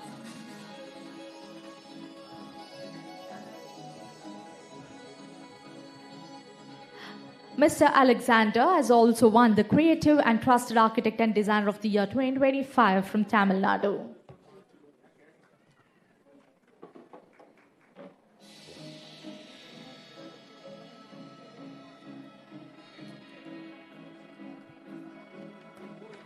Requesting representatives from the Spatial Artistry, Profoundliness, Podscape Modular Living, Planet Architecture and Grid Studio to please join us in the front. The next award goes to On-Flow Art and Architecture, We'd like to call upon Junais and Ashra Ali on stage for the most promising and trendsetter architecture, landscape and interior design firm of the year 2025, Kerala.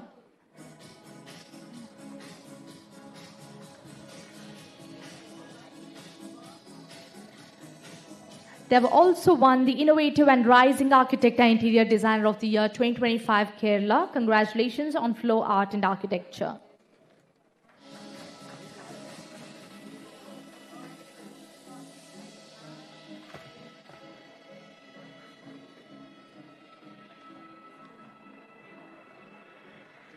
Well, thank you, Vibhuti ma'am. Amin sir, please stay back. May I kindly ask Ponni ma'am to please join us on stage to present the last set of awards.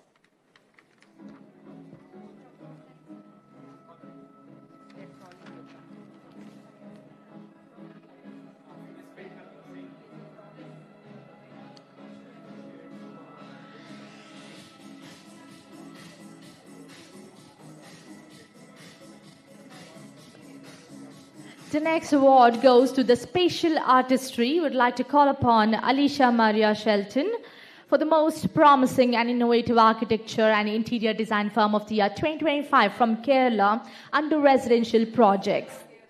Ms. Alicia has also won the Trusted and Rising Architect and Interior Designer of the year 2025 Kerala. Congratulations to the team of the Spatial Artistry.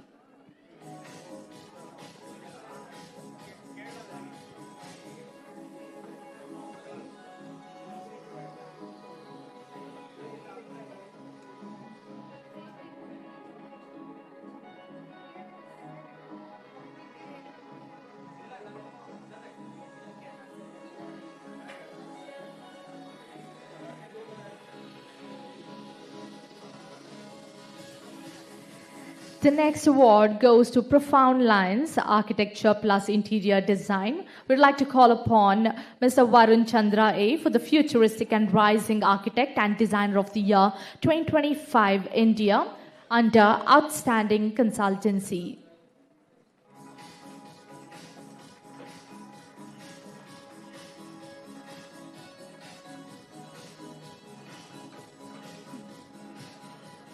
The next award goes to Potscape Modular Living, Mr. Yatish Satwik for the Futuristic and Creative Architecture and Sustainable Modular Building Company of the Year 2025 Karnataka. Mr. Yatish has also won the Trendsetter and Rising Architect and Designer of the Year 2025. Congratulations, ladies and gentlemen. Can we hear a round of applause, please?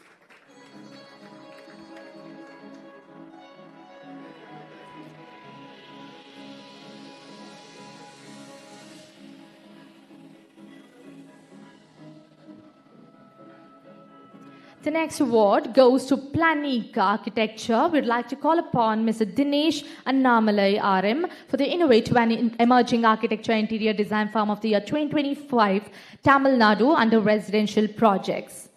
Mr. Dinesh has also won the 30 Under 30 Rising and Creative Architect and Interior Designer of the Year 2025. Requesting representatives from Ananas Co., PH Basic, MXA Design Studio LLP, Studio Epic LLP and SR Associates to please join us in the front. The next award goes to Grid Studio, a unit of Grid Venture, Architect Islam Abdul Rahim VI for the Outstanding and Creative Architecture Interior Design Firm of the Year 2025 Tamil Nadu under Residential and Commercial Projects. Architect Isam has also won the Promising and Trusted Architect and Interior Designer of the Year 2025. Congratulations, Grid Studio.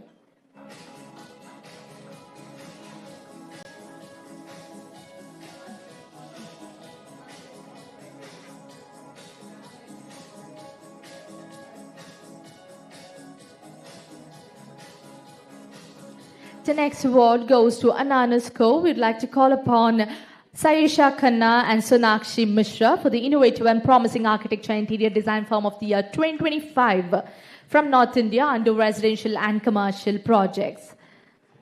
They've also won the 30 Under 30 Creative and Rising Architect and Interior Designer of the Year 2025.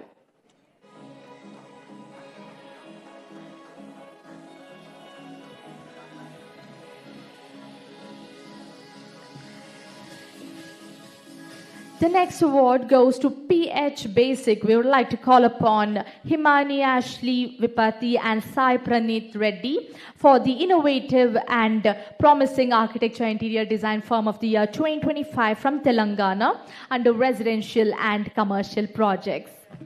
They've also won the 30 Under 30 Creative and Rising Architect and Interior Designer of the Year 2025. Congratulations, PH Basic.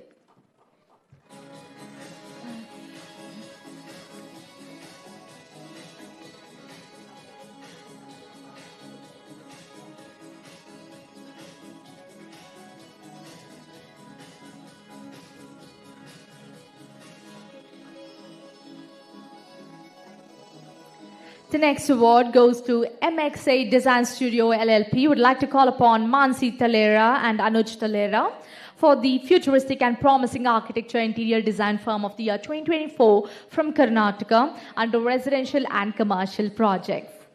Architect Mansi has also won the Trendsetter and Rising Architect and Interior Designer of the year 2025.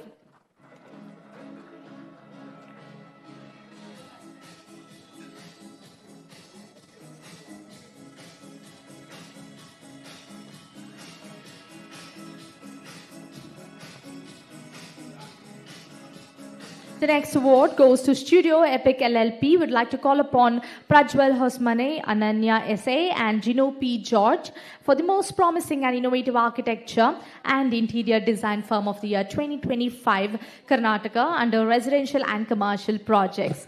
Ladies and gentlemen, keep the claps going as they've also won the 30 Under 30 Creative and Rising Architect and Interior Designer of the year 2025.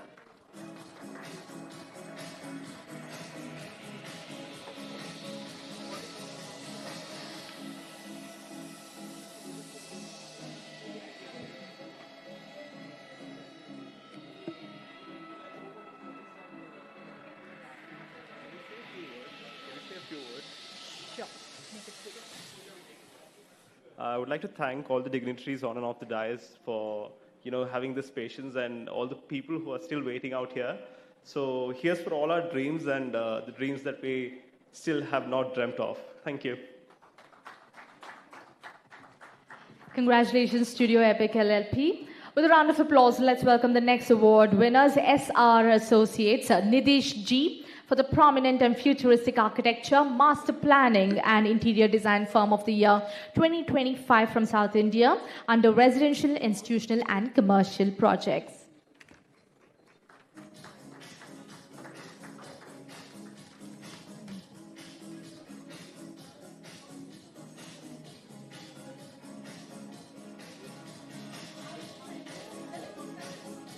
We would like to call upon representatives from ARIA Studio, Arya Studio, Studio Prangana, MS Associates and architect Manuela Golsangi to please join us in the front. The next award goes to Arya Studio. We would like to call upon architects Ashish Kulkarni and Rajat Rathi on stage for the Trendsetter and Rising Architecture, Landscape and Interior Design Firm of the Year 2025 Maharashtra under residential, hospitality and commercial projects. Ladies and gentlemen, let's hear a big round of applause for them, please. They have also won the Promising and Trusted Architect and Interior Designer of the Year 2025.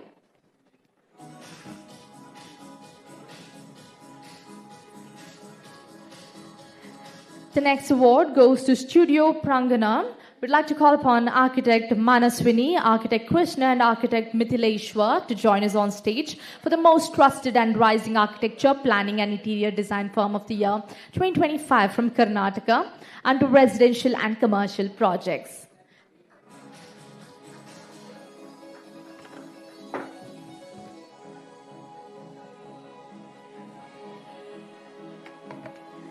They have also won the Innovative and Promising Architect and Interior Designer of the Year 2025.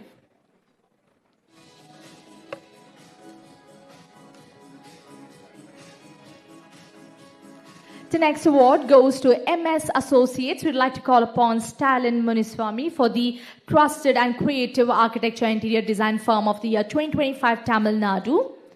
Mr. Stalin has also won the Innovative and Promising Architect and Designer of the Year 2025. Ladies and gentlemen, a big round of applause for MS Associates, please.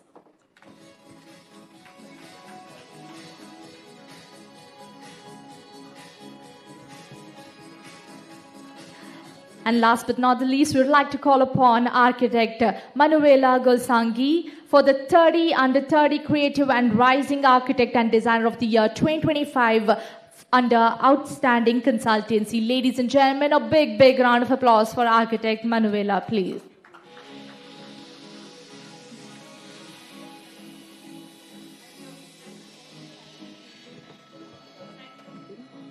Thank you very much, dignitaries. Well, ladies and gentlemen, with this we conclude the physical awards of the Architecture Awards 2024. Ladies and gentlemen, a big round of applause for all the award winners. Congratulations. Thank you so much for joining us here today as well. And lunch is being served right outside. Please go ahead, help yourselves with lunch, and it is now time for networking as well. And as for the virtual awards, we will get started in the next 5 minutes.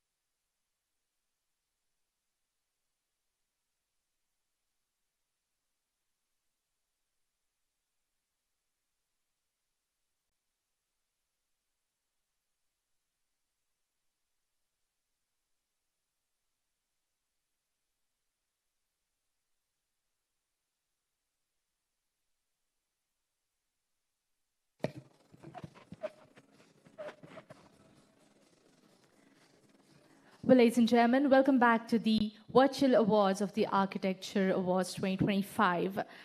The first award goes to Crest Architects and Interior Designers, Surat, architect Vijay Chauhan and architect Vaishali Chauhan for the leading and most futuristic architecture, planning and interior design firm of the year 2025, Gujarat, under premium residential projects and commercial projects.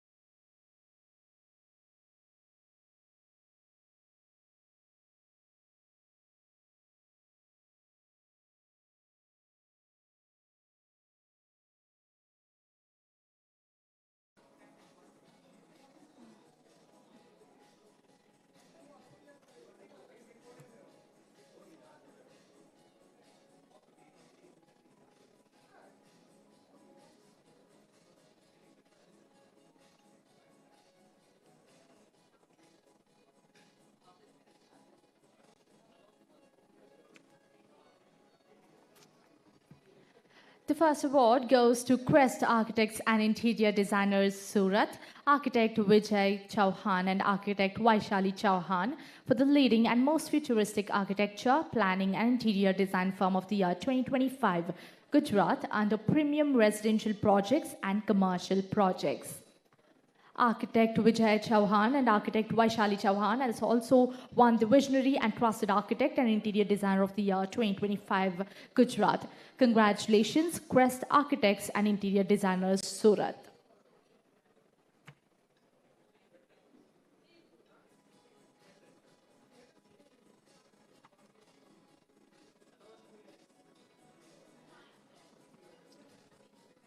Dear viewers, we will be back in 2 minutes.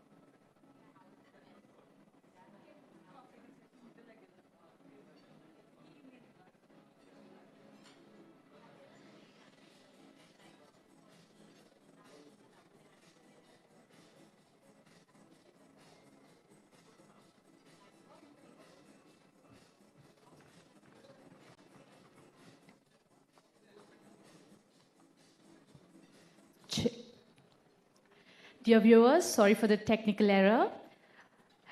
It is now time for us to award our virtual award winners for the architecture category. The first award goes to Quest Architects and Interior Designers, Surat, architect Vijay Chauhan and architect Vaishali Chauhan for the leading and most futuristic architecture, planning and interior design firm of the year 2025, Gujarat, under premium residential and commercial projects. Architect Vijay Chauhan and architect Vaishali Chauhan have also won the Visionary and Trusted Architect and Interior Designer of the Year 2025. Congratulations, Crest Architects and Interior Designers, Surat. The next award goes to Art10 Design Consultants, architect Sandeep Singh for the Best and Futuristic Architecture, Planning and Interior Design Firm of the Year 2025 under Commercial Projects, Group Housing and Industrial Projects. Architect Sandeep has also won the Visionary and Trusted Architect and Designer of the Year 2025 India. Congratulations, Art10 Design Consultants. The next award goes to Pentaspace Design Studio, Gaurav Sanghvi, Harsh Pote, Pragya Sanghvi and Bhakti Pote for the leading and trusted architecture interior design firm of the year 2025 Maharashtra for their high-rise residential projects and commercial projects. They have also won the Creative and Futuristic Architect and Interior Designer of the Year 2025. Congratulations, Pentaspace Design Studio. The next award goes to Arret Design Studio, architect Tripat Girdhar for the leading and futuristic architecture and design firm of the year 2025 North India under group housing, premium residential projects and commercial projects. Architect Tripat has also won the Visionary and Innovative Architect and Designer of the Year 2025. Congratulations, Arret Design Studio. The next award goes to Jagdish Landforms Private Limited, architect N. Jagdish K. Sri Sailapu for the most innovative and trusted landscape architecture firm of the year 2025 South India under public spaces, residential projects and commercial projects. They've also won the Creative and Futuristic Landscape Architect of the Year 2025. Congratulations, Jagdish Landforms Private Limited.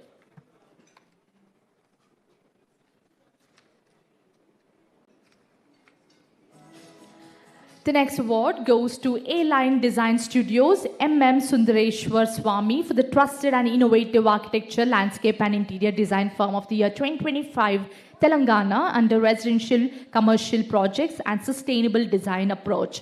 Architect Sundareshwara Swami and architect Sri Lavanya Kalahasti has also won the Outstanding and Creative Architect and Interior Designer of the Year 2025, Telangana. Congratulations, A-Line Design Studios. The next award goes to Design Plus, Abhishek Bij for the Best and Futuristic Architecture and Design Firm of the Year 2025 North India under Institutional Commercial Projects and Sports Infrastructure Projects. Mr. Abhishek Bij has also won the Visionary and Most Trusted Architect and Designer of the Year 2025 North India. Congratulations, Design Plus. The next award goes to Module Design, Mohit Dubey and architect Richard Dubey for the Outstanding and Futuristic Architecture, Product Design and Interior Design Firm of the Year 2025 North India under residential and commercial projects. Mohit and Richard Dubey have also won the Trendsetter and Trusted Architect and Interior Designer of the Year 2025 North India. Congratulations, Module Design. The next award goes to D2 Architecture Studio, Deepak G. Mithal for the Futuristic and Trendsetter Architecture and Interior Design Firm of the Year 2025 from Kerala under Hospitality, Residential and Commercial Projects. Deepak has also won the Trusted and Creative Architect and Interior Designer of the Year 2025 Kerala. Congratulations to the team of D2 Architecture Studio. The next award goes to RWA MP Studio LLP, Abhinav Prasoon and Reena Gaikwad for the Innovative and Trusted Architecture, Master Planning and Interior Design Firm of the Year 2025 Maharashtra under Hospitality, Commercial and Museum Projects. RWA MP Studio LLP has also won the Futuristic and Trendsetter Architect and Interior Designer of the Year 2025. Congratulations, RWA MP Studio LLP. The next award goes to The Architecture and Interiors, architect Minal Kabale for the Futuristic and Creative Architecture Interior Design Firm of the Year 2025 for the residential and commercial projects. Architect Minal has also won the Trusted and Promising Architect and Interior Designer of the Year 2025 Maharashtra. Congratulations to the team of The Architecture and Interiors. The next award goes to Feel and Bari, Sunny Akbar for the Leading and Futuristic Architecture, Urban Design and Interior Design Firm of the Year 2025 from South India under Commercial and Premium Residential Projects. Mr. Sunny has also won the 40 Under 40 Creative and Trendsetter Architect and Interior Designer of the Year 2025. Congratulations, Feel and Bari. The next award goes to Ashok Dhawan Architects. Congratulations, Mahesh Jadon and Rahi Nagpal for the most trusted and innovative architecture, urban design and interior design firm of the year 2025 North India under residential, commercial and hospitality projects.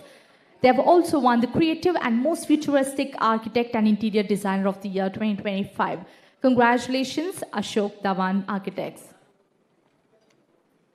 The next award goes to Omark Design Studio, architect Vaibhav G. Kurtalkar and Harshal G. Kurtalkar for the most promising and innovative architecture and interior design firm of the year 2025 from Maharashtra under residential and commercial projects.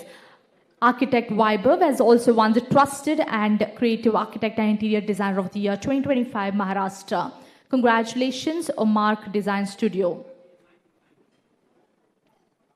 The next award goes to Studio VPAP, architect Vibash Pandya for their visionary and trusted architecture, planning and design firm of the year 2025 Gujarat under residential and commercial projects. Architect Vimash has also won the 40 Under 40 Futuristic and Trendsetter Architect and Designer of the Year 2025. Congratulations, Studio VPAP.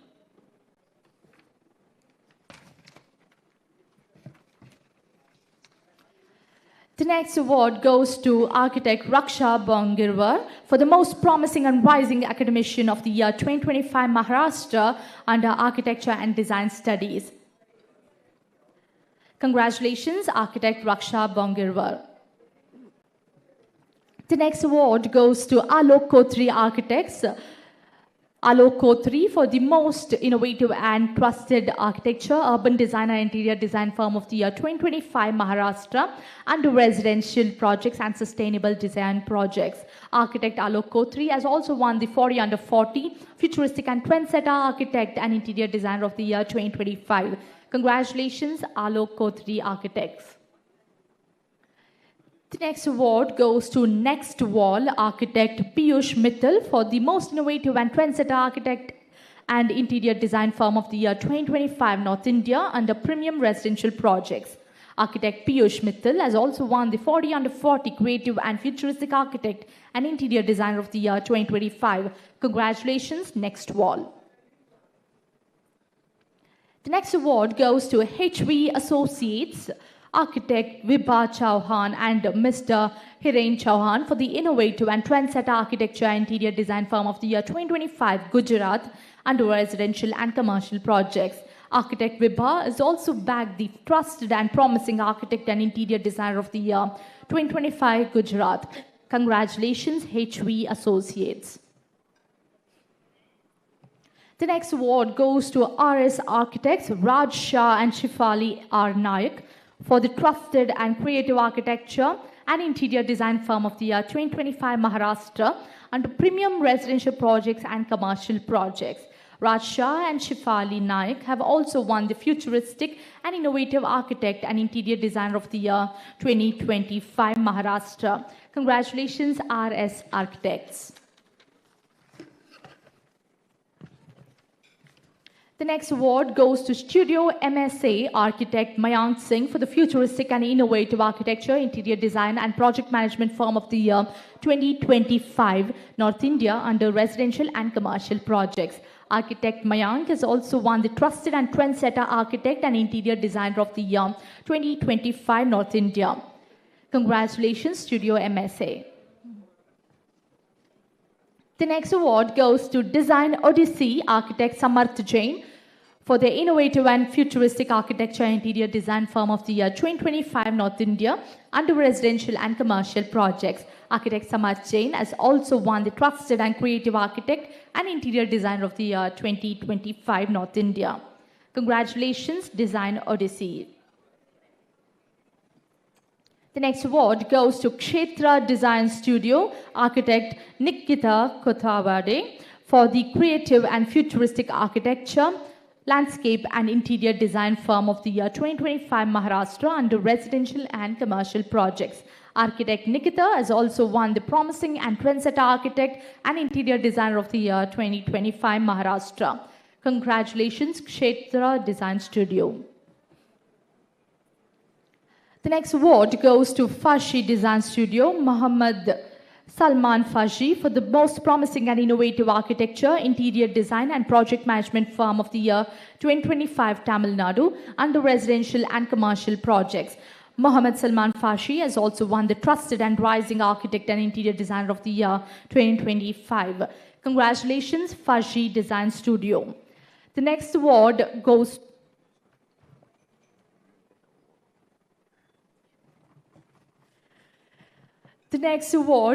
to Avinya Architects, architect Indrajit Avare and architect Pranjal Avare from Kalbor for the most promising and creative architecture and interior design firm of the year 2025 Maharashtra under residential projects, hospitality projects and commercial projects.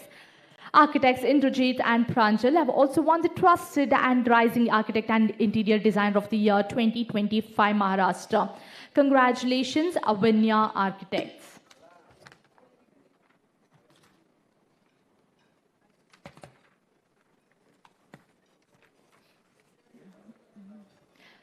Congratulations, Ufara Architects, Shivani Patel, Ankit Patel and Raunak Gandhi.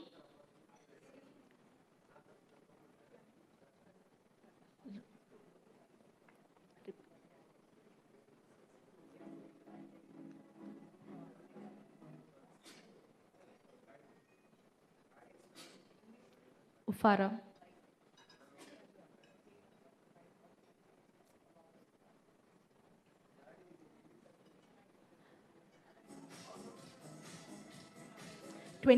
Number 26.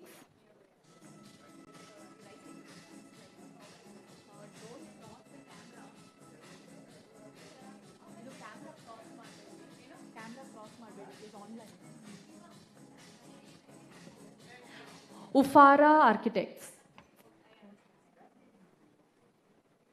Number 26.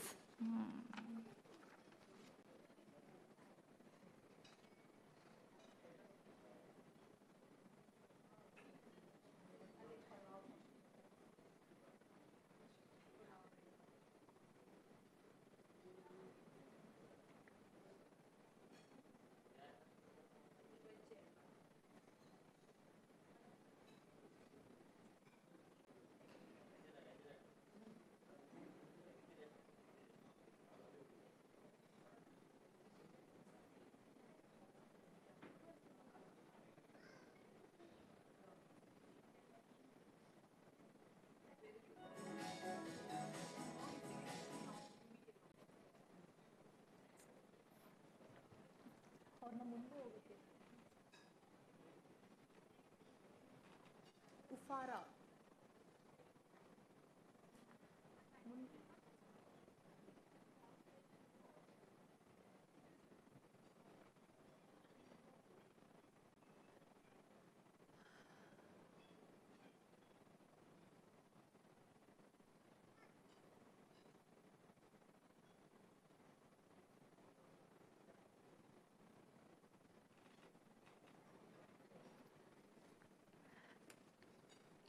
Apologies for the technical error.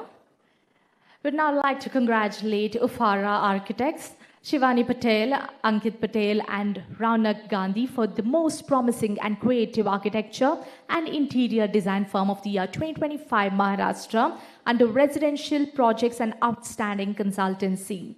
Shivani Patel, Ankit Patel and Raunak Gandhi have also won the Trusted and Rising Designer and Entrepreneur of the Year 2025 Maharashtra. Congratulations to the entire team of Ufara Architects.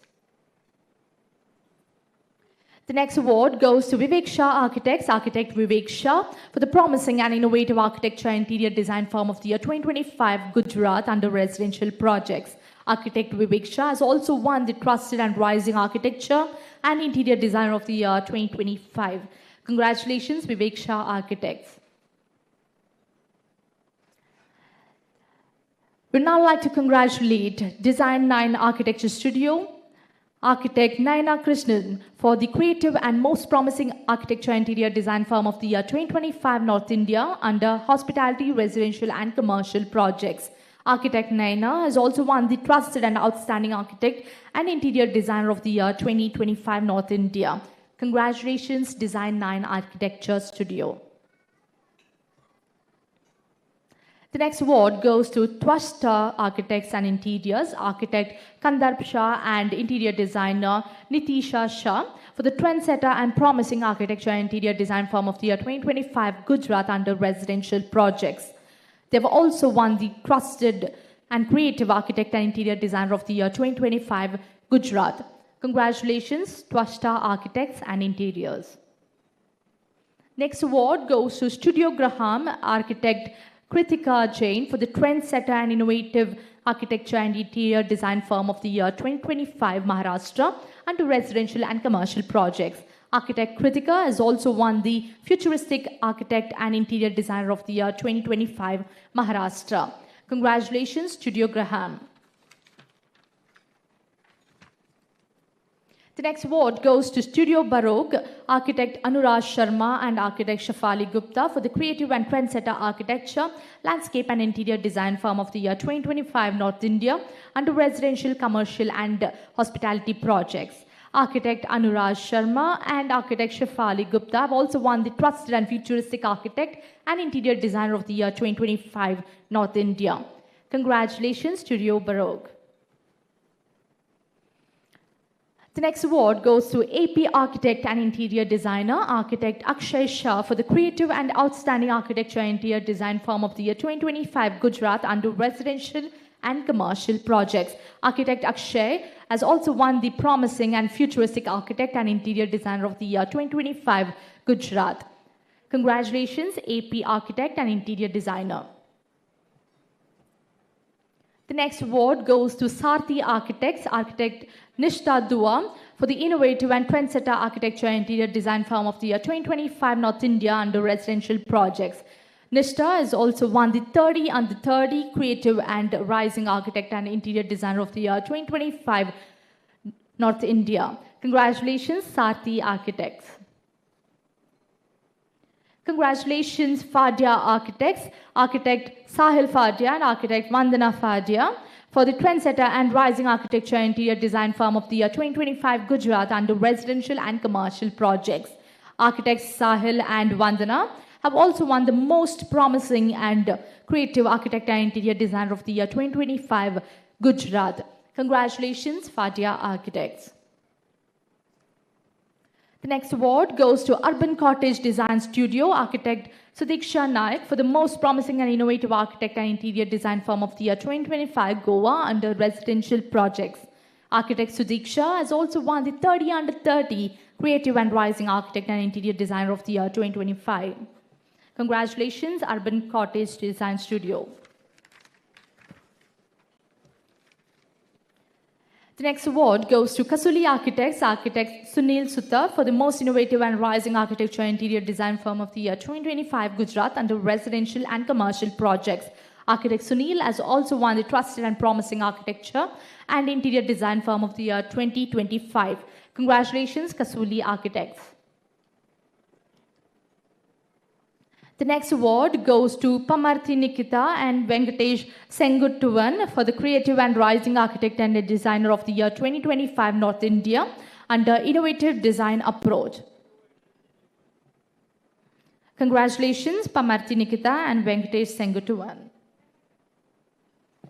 The next award goes to House of Pereras, Architect Shashank Saxena and Priya Mistry for the Most Promising and Futuristic Architecture and Interior Design Firm of the Year 2025 North India under residential and commercial projects.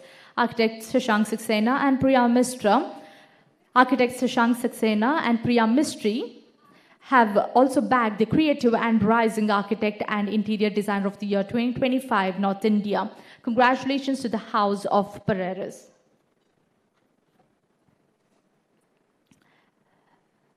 The next award goes to Studio Archives, Adarsh, Rajdarshini, Kailash and Harini for the most promising and visionary architecture and interior design firm of the year 2025 Tamil Nadu under Sustainable Design Approach.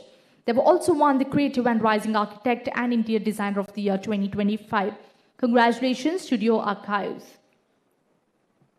The next award goes to Courtyard Design Studio, architect Biranchi Sankar Panda for the promising and trusted architecture and interior design firm of the year 2025 from Odisha under residential and commercial projects. Architect Biranchi has also won the 30 Rising and Creative Architect and Interior Designer of the year 2025. Congratulations, Courtyard Design Studio. The next award goes to Jia Architects, architect Arjun Gupta for the most promising and creative architecture and interior design firm of the year 2025 Maharashtra under residential and commercial projects. Architect Arjun has also won the most futuristic and rising architect and interior designer of the year 2025 Maharashtra. Congratulations, Jia Architects. The next award goes to Re-Arc Developers Private Limited, architect Bhavya Arora for the most promising and innovative architecture, interior design and project management firm of the year 2025 North India under residential and commercial projects. Architect Bhavya Arora has also won the Creative and Rising Architect and Interior Designer of the year 2025 North India. Congratulations, Re-Arc Developers Private Limited. The next award goes to IU Architects, architect Harshit M for the most promising and creative architecture and interior design firm of the year 2025 Karnataka under residential and commercial projects. Architect Harshit M has also won the Trusted and Rising Architect and Interior Designer of the year 2025 Karnataka. Congratulations, IU Architects. The next award goes to Ikshana Design Studio, architect Devanshi Shroff for the most promising and futuristic architecture and interior design firm of the year 2025 Gujarat under residential projects and outstanding consultancy. Architect Devanshi has also bagged the Trusted and Rising Architect and Interior Designer of the year 2025 Gujarat. Congratulations, Ikshana Design Studio. The next award goes to Design Studio 64, architect Pashwa Jain for the futuristic and creative architecture interior design firm of the year 2025, Madhya Pradesh, under residential, institutional, hospitality and commercial projects. Architect Pashwa has also won the 30 under 30 Trusted and Rising Architect and Interior Designer of the year 2025. Congratulations, Design Studio 64.